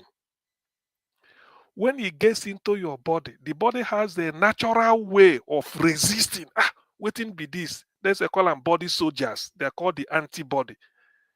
The first time the thing enter, the body go say, we never see this kind of thing. Then go battle before. By the time they were able to overcome it, then go don't get memory. Develop what they call memory cells where go there your body. The second time that kind of thing go happen to you in life, the people go say, no, we know him. Then go say, yes, Niger watch, now you deal with them the first time. Oh yeah, we release you, go deal with them again. You don't become memory cell. Let me put it in an elementary way. The way they do snake venom is, Nigeria, I don't think Nigeria has it. South Africa has what they call snake farm. Nigeria, we have our indigenous snake venom. No, I'm coming. Snake farm. Let me say snake farm. Just like you say, farm where you the rear goat. They have a special place in South Africa where they keep snake. They feed them. They keep them. They use them. They produce this venom. How they do them is that then go get one snake, take in blood or whatever they take inside, go to the lab. That venom where they poisonous, then go denature it. Denature means then go heat them at a very high temperature. It go become useless. When chicken lay egg, that egg as he lay them, if you give the chicken to sit on it and brood, after a time, it go get chick inside. Then the go say it don't lay egg, come breed new chicken, new chicks. But the moment he lay the egg, you take the egg out, go heat them, boil them, you want eat. The moment you boil them, if you give an chicken again, if you like, make it lay there for 1 million years, the thing no go bring chick again. So you see, that process of heating that egg means denature. That's why when you bring out fresh egg, it there water. But if you heat and boil them, it go there solid. I mean, it go there something like that. So you've denatured it because na protein. So what they do in South Africa is you get the venom, you suck out the venom from the snake, denature it by any process made through heating and all those things. When you now inject it in, you inject it back into that snake, it becomes an antigen, a foreign body to the snake. So the snake go react to it and produce what they call antibody. We go fight that thing. You know, saying that the thing where you take from in body, now you go denature, go inject them back again. So that thing go there foreign. In body no go recognize them again. It go begin form antibody against it. They attack that thing. So what you now do is you suck out whatever you suck out now becomes your anti-venom from that snake. That is what you preserve, like Nigeria what was suggested. This it's under temperature because now protein. That is what you now sell commercial as anti-venom. So that anybody where snake bite, me, if na me snake bite, that thing where snake put into my body is a foreign thing to my body. My body go dey struggle so they no am. But if you bring that anti-venom where they don't prepare, come inject me, that thing will go neutralize them. That is a simple science of immunology. I hope you understand that like this. That is what Nigeria can do. So if you can't do snake farm, buy it from this and freeze. There are certain things they put in the hospitals. It is, in the hospital, somebody if he get accident, come bleed, they carry and reach hospital. Then they look for blood to put for them. Hey, no blood matcha, no blood matcha. You know means that the person go die. There's what they call dextran. This is another thing I'm diverting, but just to tell you what they call how emergency they good. There's what they call dextran. Because that person where you carry on, where they bleed, in blood don't they less, if they lose blood, and you are not replacing. If you leave after a while, you go just close eye, die. So that dextran, dextran, where you go inject into him body, that thing go they make him like say blood full in body. If he die alive for the next 3 days, while you are looking for blood to transfuse. You see, no, after God, after God, Dr. C. See, listen. Yeah. After make una they do and make I say one thing. Now, what please, everybody take note. Now, person tell me every morning when you wake up, please pray to God. Give God thanks for keeping you alive, for everything. I mean, I can't change your prayer. You know your prayer point. After that, whatever pray you for pray, Igbo. whatever how you take no wait, whatever you pray for, when you your normal prayer, that one na one prayer point. If you like prayer for 1 million for 10 hours, that one na prayer point, call them prayer point 1. Your point 2 be say, God, thank you for creating Oyibo man. Look, Dr. Sien, you see, thank you for creating Oyibo man, because you see the issue we just discussed now. You know, most time when Nigeria, when we return Nigeria is completely gone, it'll be like saying a film for some people. Right? You see this thing will just happen. So with this simple cause of this thing, and the fact that the government could not provide electricity for people to function properly. So if you look at that, the cause of this thing, you go. I say for my present, one of my best friends that we grew up together, I was looking at him in Nigeria. I was asking them in the hospital in UBTH there. I said, what this man need? Because this guy was gasping for breath and he was complaining of chest pain. And what I understand by that is contraction in the chest, because enough oxygen is not going to the chest, because probably one of the veins or arteries is not supplied properly. So what you need at that time, because the more you waste the time of suspecting, the more the heart begin to get weakened. In fact, the emergency cure for any pain is the oxygen.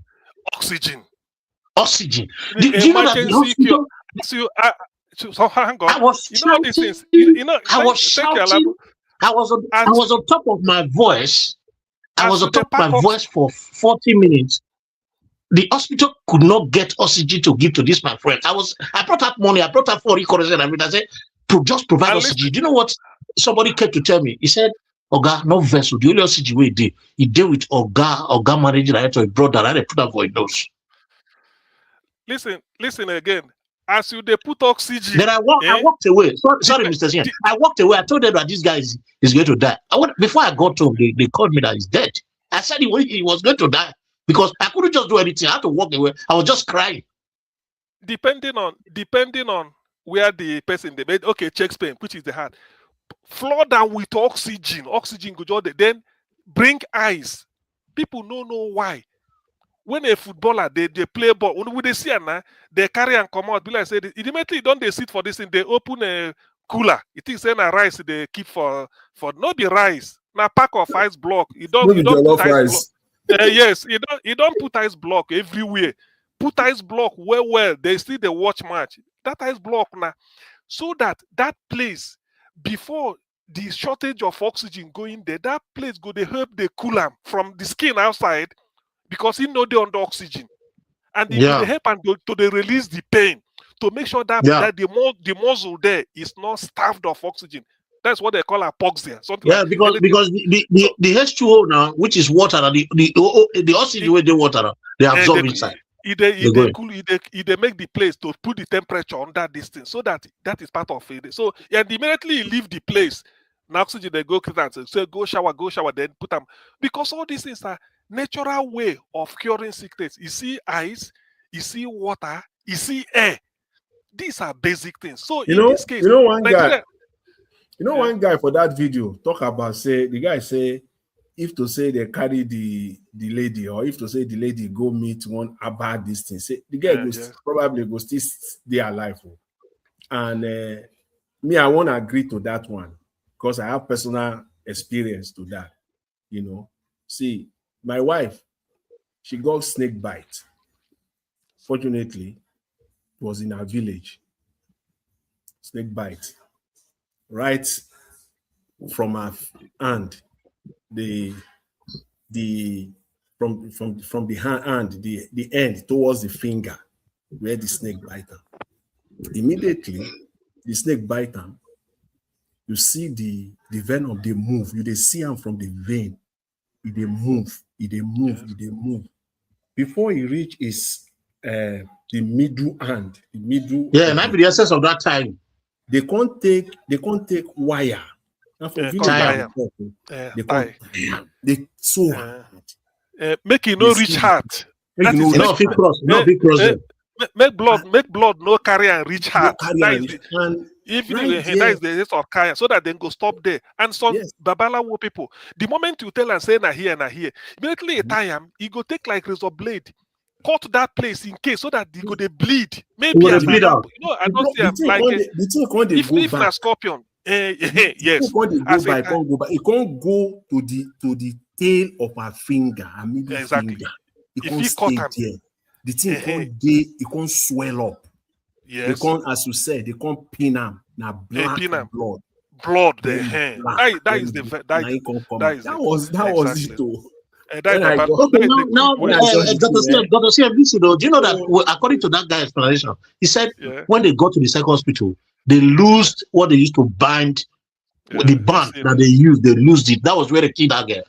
You see the ignorance? That was where they killed the girl because the essence of the whole. That's why even if na scorpion, because I remember in the village, hey, you know scorpion, the way they do.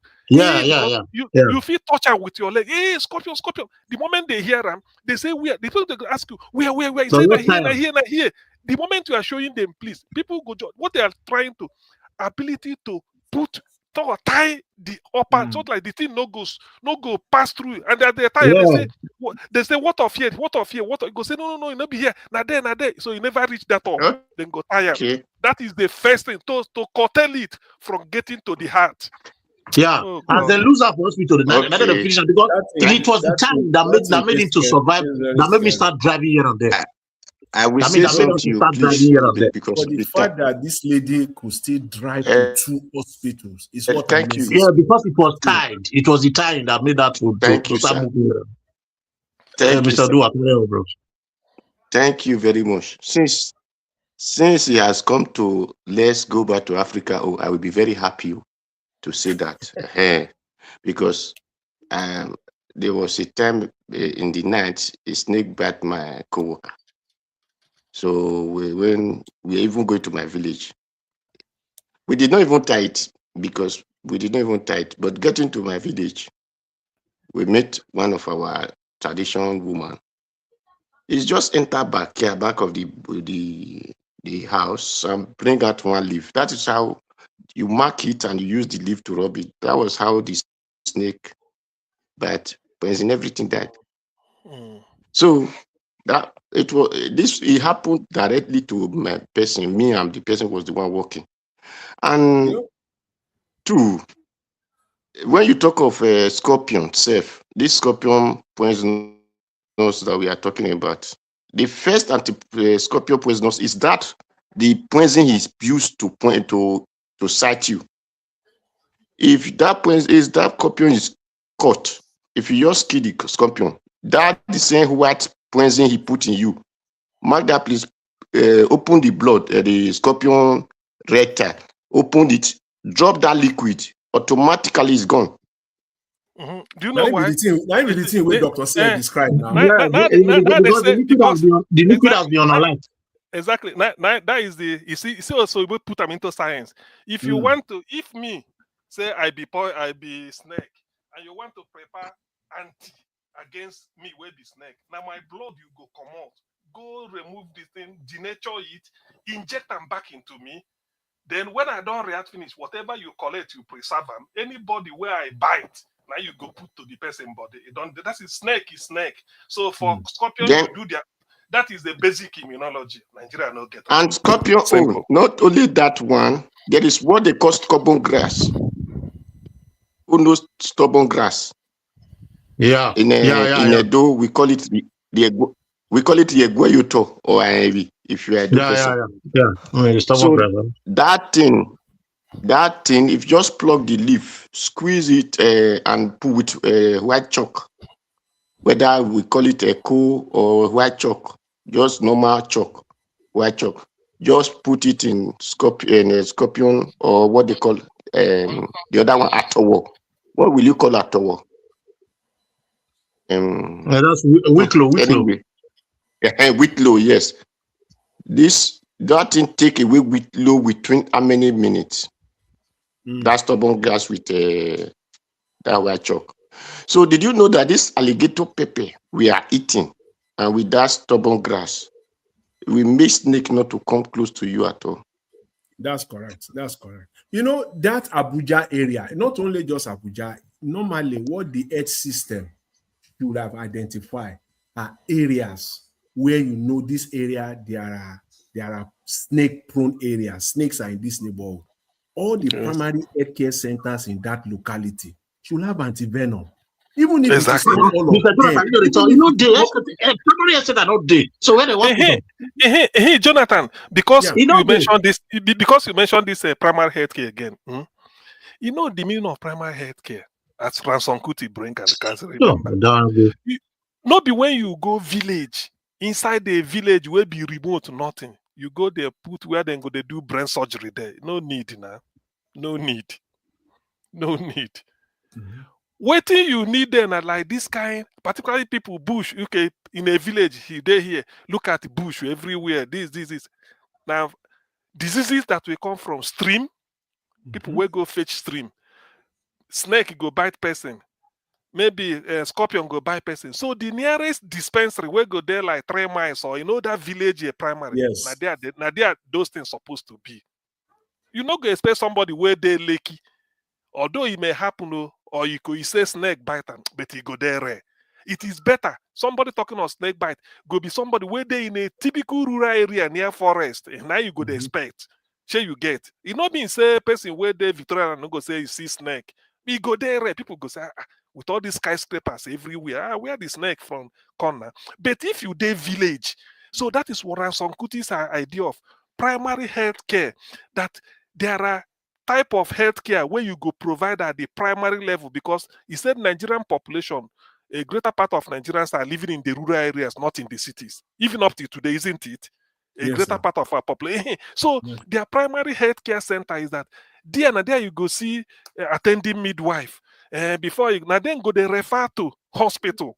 So if not like primary healthcare, all these venom, all these are type of things for emergencies, just by palliative, then go do before that. God bless that man. Nigeria, nursing for Nigeria should be hot cake, because nurse in Nigeria all of them should be employed. They are not even enough. Is that not why P2B is telling you? P2B said one time to be employed. Even if you have 1 million of them, it's still not enough.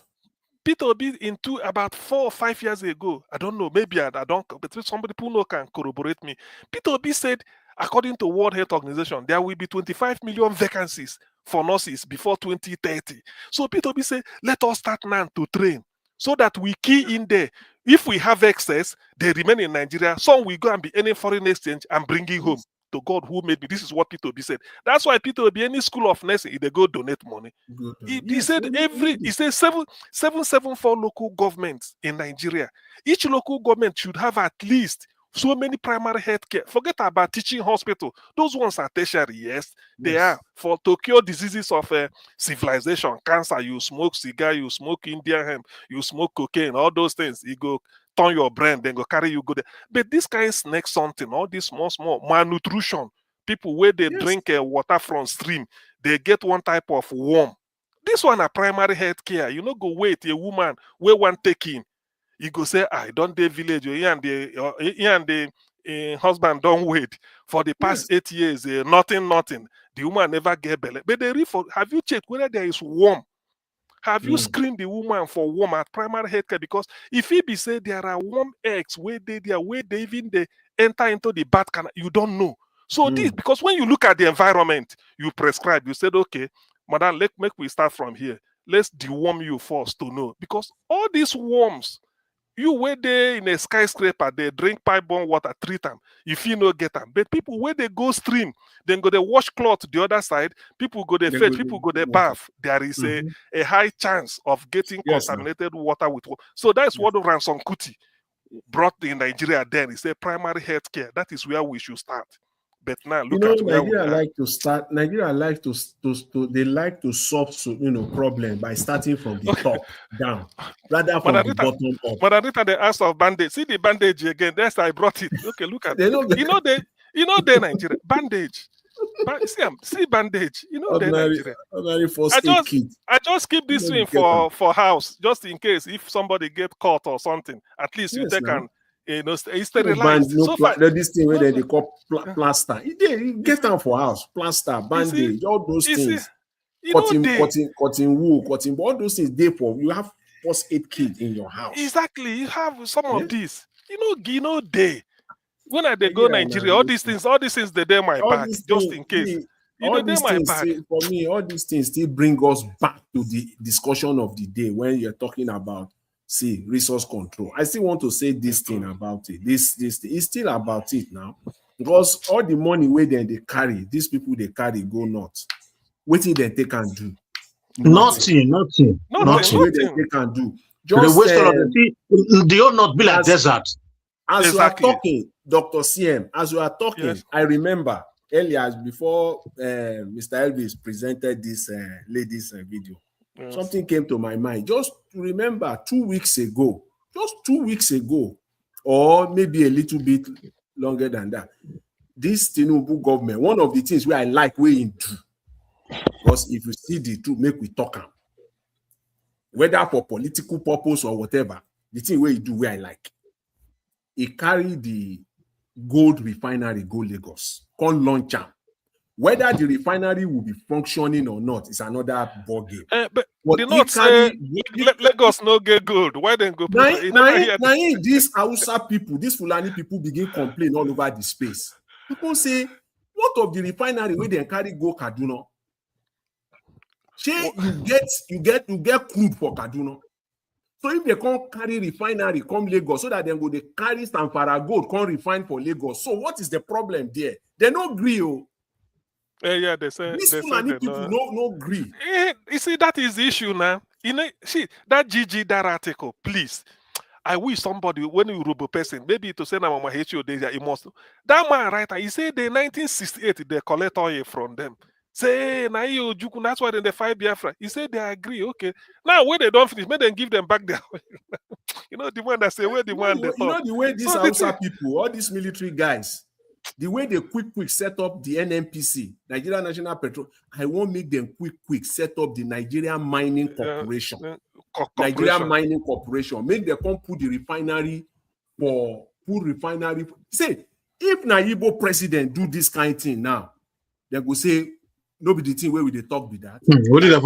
Now, go carry gold refinery, go put them for Enugu, or carry gold refinery, go put them for Abakaliki.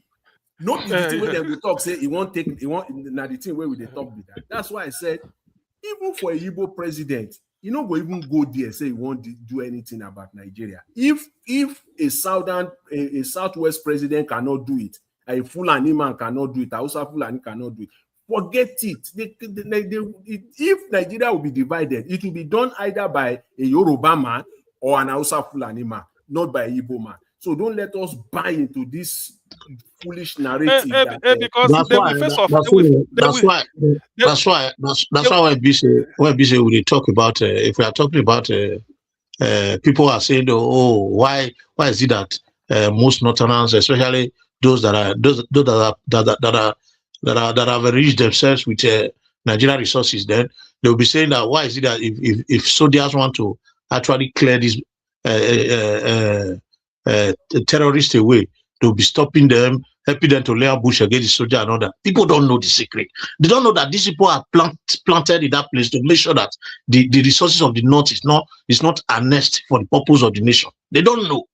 That is the great secret that people don't know. They don't want those resources to be harnessed, for the whole Nigeria, because they believe those resources is for them alone. So that is why they are protecting. For them to come and start recruiting terrorists back to the military and say they are repentant Boko Haram members, that shows the clear picture of what is going on. I don't know why people still ask, why are they not letting them to remove? Sheikh Gumi is having that kind of respect and prestige he has today because he knows the secret. That is why he's able to talk the way he's talking.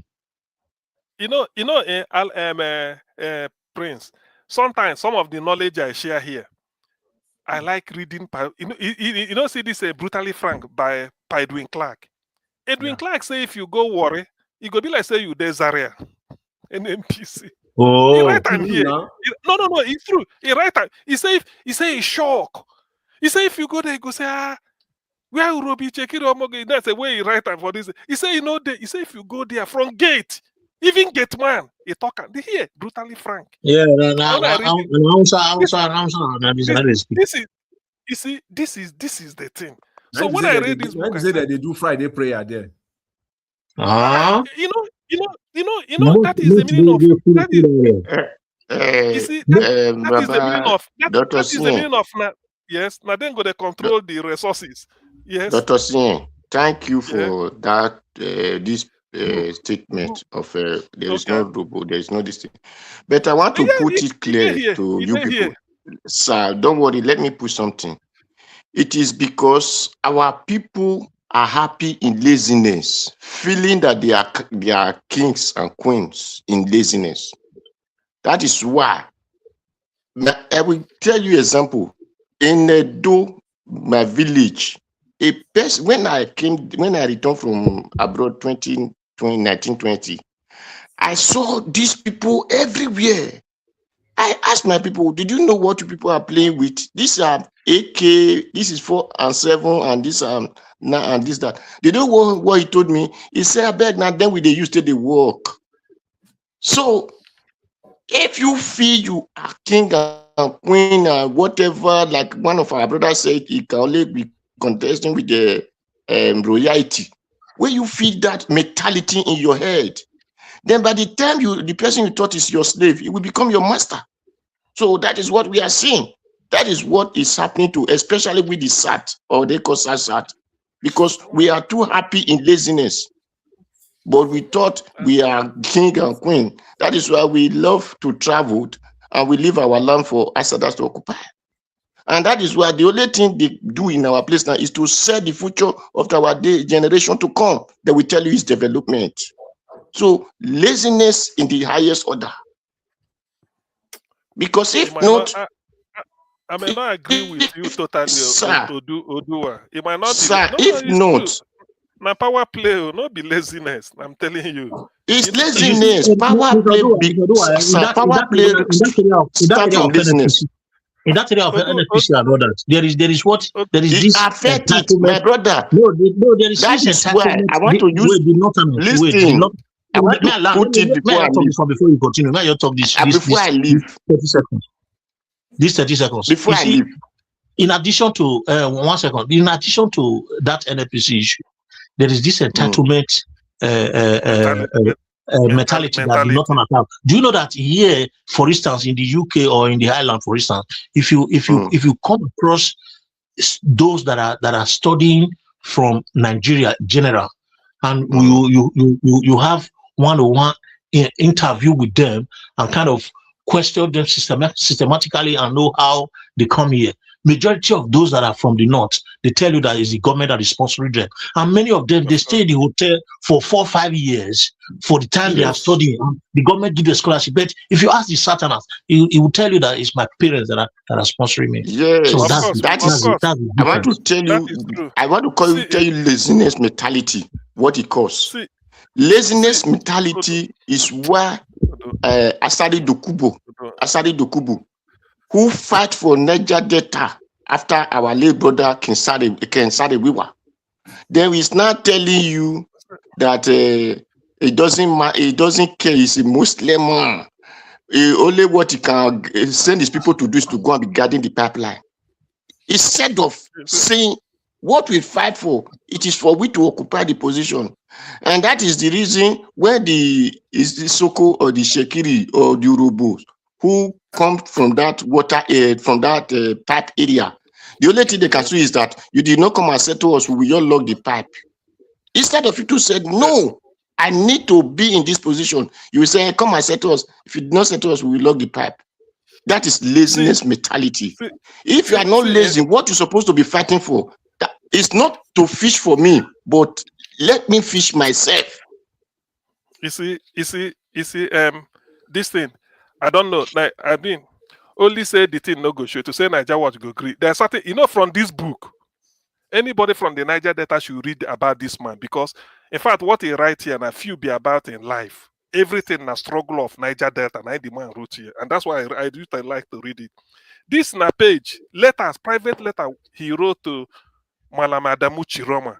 and members of the northern political leaders. See, Paidwin Clark, I write letter, give them all. Waiting in the talk here now, just like that resource control. When it, if you read, these are some of the things. Thank you, Niger Watch. So these are some of the things we're full here.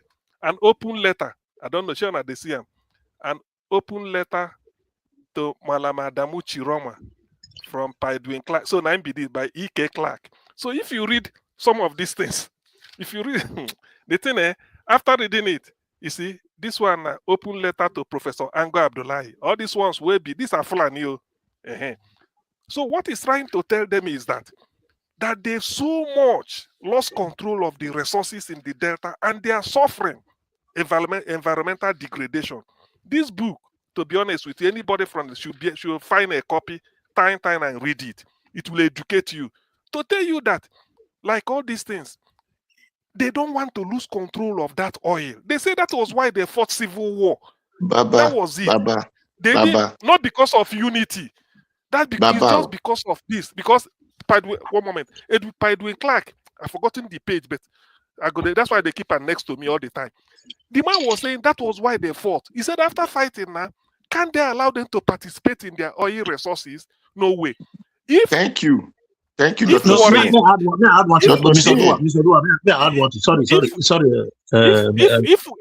If worry is like a Zaria, na Kaduna na go there like a worry. No way, man. Okay, I'll give you one example. You know, say if anything they happen for Niger Delta, I will be say those people who did they want struggle for their resources. They want to do demonstration or go out like what happened recently about a year plus ago. You see the way outside people they come brutally to come eliminate them, kill all of them. No, they not they come. I want to tell you something. You see the reason why I call Dr. Sien. Not military country quell the matter. Did you know why I call you Dr. Sien? Not a joke. They kill anyhow. Let me explain it. After I explain it, I will not talk anything again. Dr. Sien, you know the reason I called you. Now, this book was written to the Fulani man. That is our Baba, the Clark. Okay, the letter where inside. Okay. Did you know that this book don't supposed to be written to the Fulani man? Did you know the people that this book supposed to be reading in their place every day? The Edo State, Delta State, Bayelsa State, Rivers State. They know now. No, they know. They did not know. No, sir, don't say they know. This is where the problem come from. Don't assume. They say brought up a child, sir. They say brought up a child. The way he will go, when he grow, he will not depart from it. I want to say something. That is why I said, if I explain this thing, I will leave. Did you remember there was one song person sang? He said, the Niger Delta struggle. He said, now worry, Edo, not for the arrange the party, the Bayelsa. Now, how did the person sang this song that time during the time of Obasanjo that enabled them to create NDDC? Now, who the people was the people that were there? Governor Lucky Gbenedion. Okay, all the Lay of Rivers, yes. All the Lay of Rivers. Thank you very much. Did you know what the Hausa people did? They bring Oshomole. A moment Oshomole entered, they scattered that thing because Oshomole grew up from the north, have their sympathy. So they scattered that unity. What anybody that want to write anything like this supposed to be putting this unity in the mind of the Niger Delta, so that all of them will wake away from their foolishness. Instead of you telling them, come and say to us, you will say you will be the one to say to people. Odua, you know, agree with, say Edwin Clark, the right as Pandef. You know, I be the chairman of Pandef, Pan Niger Delta. I be the chairman. Jonathan, please. Jonathan, move to a little. Jonathan, please. So, Edwin Clark, late Edwin Clark, God rest his soul. He's the chairman of Pan Niger, the whole 6 states of the South. He's the chairman. So most of these things, like when they discuss meetings, so he's the chairman, he go there right. Not be say the idea, not only na sabi pass all everybody go they bring idea. Because when he mentions like contract within the award, you go see who they execute them. In fact, that's why I call him, you see the title, brutally frank. You don't care. Such letter, you're not supposed to include that here, but he has to put everything to drive home his point. So this is like a book for Niger Delta struggle. It was a temple when you read. If you read, no, it's true now. So you are trying to say that maybe you are. I understand what I understood you to mean is that maybe the man, what in come from Burutu Bomadi in Delta State. Maybe waiting in no, the Ogoni man no am. Waiting in no a Doman or Urobo Ichekiri. They know. They're Niger. That's what he's trying They to did tell not you. So know, here, sir. If they know, they will put it before their children. They will put it before their children. They know they have no choice. They have no choice. If you did not say it here now, sir, if you did not say it here, me, I did not know this thing exists. Okay, this book. So, okay, yes. okay, the letter where there's yes. You know this. So, okay, if I know it now, I will tell my son. I will tell my son. My son will tell his grandson. These things like this will be spreading. So, but because I did not know, I cannot say anything. Sir, we want to know what they do. I not be killer. Exactly. Okay. Hey, let's start with Saruwa before is this thing. Sir, we want to so know. the man really. In fact, there is one that make me laugh. To be honest with you, not beside laughing in those way they were laughing with tears, because for an old man like this to put him, he said, if you give you the details of appointment, he said why? He said why? He said where is the oil in our land that we are not even found worthy to even include even some executive directors. There was one, it was just saying upstream, downstream, this it was just opening everything. If you read that, you say look at it, just the outline everything. After reading it, I said yes, the man really know why the book is big, and then it's good for everybody to read it and know. It's like he's handing over a manual to people where they come after him. But by the way, when you are saying is that to make sure that, because the problem with this power struggle, just like question we are answering today, why they don't allow the Igbo or this thing. The thing now, can you leave the Nigeria the way it is? That's all. If you can get guarantee that maybe P2B enter, he go just go there, enrich himself, enrich this Nigeria go there as he did. No problem, he go hand over. But they don't want a person that because to change Nigeria, you have to change the resources, the way it is distributed. It's as simple as that. The moment that is what everybody is waiting for, because Nigeria has made to everybody believe that this oil, we go to use them as national. Okay, if to say the whole oil, they come to federal, you go good. But the thing is that some people, they have this oil as if na their own, the mango tree where they plant for their backyard, which is your own. So how can somebody be owning oil well? Only one person. How? How can it be possible? So that is the entrenched interest in Nigeria. That's why then go say Atiku go primary.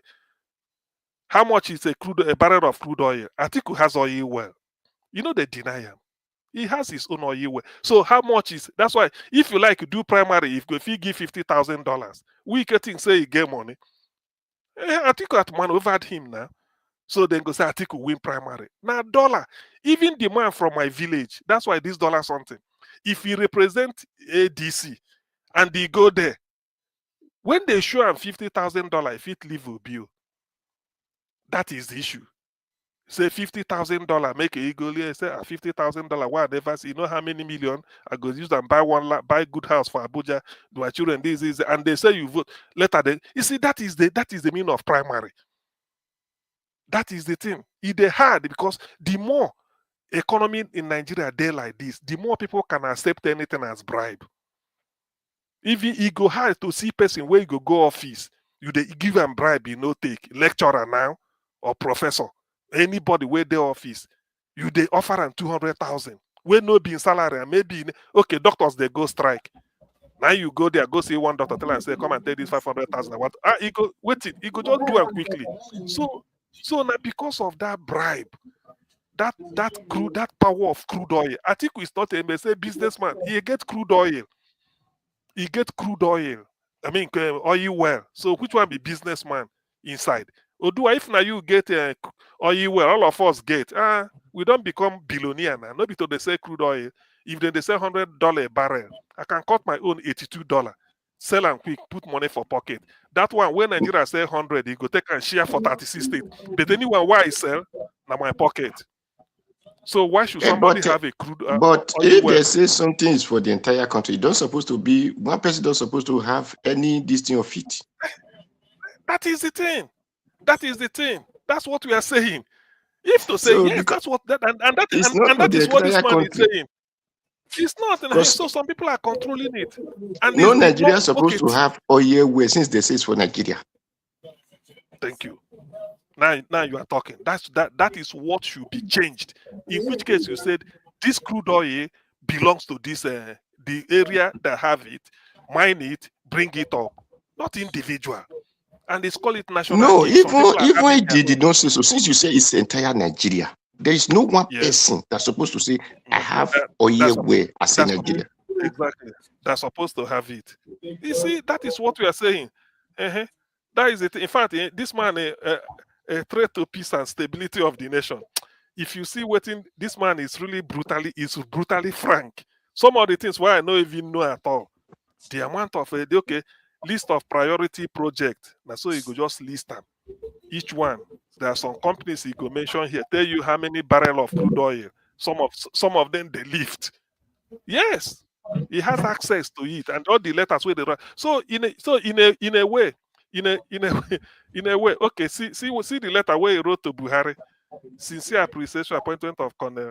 This is it. No, not be this one. Let me show you. There's one I looked at. I was so this thing. Honorable Minister, memorandum request for special waiver for automatic employment for 350 outstanding graduate. Hey, presidential amnesty. Where them ban. See presidential. This one a presidential amnesty. This is under Buhari 2017. He has to write a letter because that signed the Abakari. So he included all these things just to make his point. But some of these, and that's why I'm still saying it is anybody can rule Nigeria from but you must agree to their satanic document that you won't change it. You won't. If me, I have opportunity to rule. They say I go agree. No problem. But if you go there, you do what you want. Where is this noise coming from? Where is this noise coming from? It could be Jonathan. Jonathan, please. Jonathan. Because at times, they said if you want to age. If you want to catch a chat house, you have to be acting like a small people. So by the time you act like this motel, you say we are the same thing. So if not me, I will do. The youngest, the modern era. Noise is coming. From the day I'm sworn in, right from that day, the government, the paper will come. Australian. Anyway, I will. Okay, thank you. Good night, everyone. Jonathan, you dey hear your business. Yeah, thank you. See, even here, the meeting between a group Abakari and Timipe Silva of Bayelsa, he put everything. So the lot of this is like an oil business. That is the only thing that any satanic person can be president, but you must agree. Say go rock boat. Niger Watch, thank you anyway. I don't have to thank you. I'm so grateful for the time you gave us. All right. Thank you very much. Thank you, everyone. Yes, I gave you guys 30 minutes. You talk for 45 minutes. Although I was enjoying the conversation, so I want to thank you all for coming in. We've come to the end of this broadcast right now. Thank you once again, everybody that came into the panel and every one of you that called into the show, and those of you that supported the platform. I'm very, very grateful to all. And my people on the comment section, my listeners, God bless you all. Thank you very much, Mother, for Mom Diaspora. I appreciate you, my lovely mother. Thanks for all that you do. Thank you, my brother. Abu Azze, I appreciate you. Thanks for all that you do. At peace, I can see you be consistent today. Thank you very much. I appreciate you. And many others right there. The football theater. Thank you. Thank you very much. I appreciate you and thanks for your message. You say, highly respected panelist, what is the solution to the South captivity in the hands of North. Yeah, that's what we'll be talking about since. So join us every day so that you can learn more from what we are doing here. We all are learning from ourselves. Thank you, Daddy Eugenia, Madam Peggy Modi. Thank you, Peace, Madam Rita. God bless every one of you right there. My people, we've come to the end of the broadcast. Join us again later on, 7 p.m. Nigerian time. If we can produce upload any pre-recorded video during the day, we will do that. If not, look out for us at 7 p.m. Nigerian time so that we can continue from where we stop. And people, let's put our head together to make sure what happened in 2023 will not happen again in 2027. It's very, very important. It has been signed into law by the President, Commander-in-Chief, Federal Republic of Nigeria. I believe in this document. That is why I'm so lawful. That is why I'm so confident. And that is why, however extreme it is, I am saying it on national TV. I'm not taking any risks. Swearing in a ticket that has not met the constitutional requirements of the Constitution is ending democracy. And I'm repeating it. Whoever does not meet the constitutional requirement must never be sworn in. If you like, I can say it again. I'm Betty Baba Ahmed. I'm not taking risks with my safety and with my life. But I'm repeating, swear in anybody who does not meet the constitutional requirements of our country. You are engaging in an unconstitutional act. Mr. President, do not hold that inauguration. CJ and your lordship, do not partake in unconstitutionality. I am taking these risks for the sake of my country. Yes, it is extreme and I'm saying it. It was more extreme for Yakubu to issue that certificate. It was reckless. He is putting all our lives in danger. All of us were already at risk. So what is there again in me taking risks again? What have they not done against Nigeria? What have they not abused in Nigeria? Now they'll take the constitution, they are going to swear this man in, and I should be afraid? I will not be. I'm telling you that on the 29th of May 2023, swear in Tinubu as this result is. You have ended democracy, whoever you are.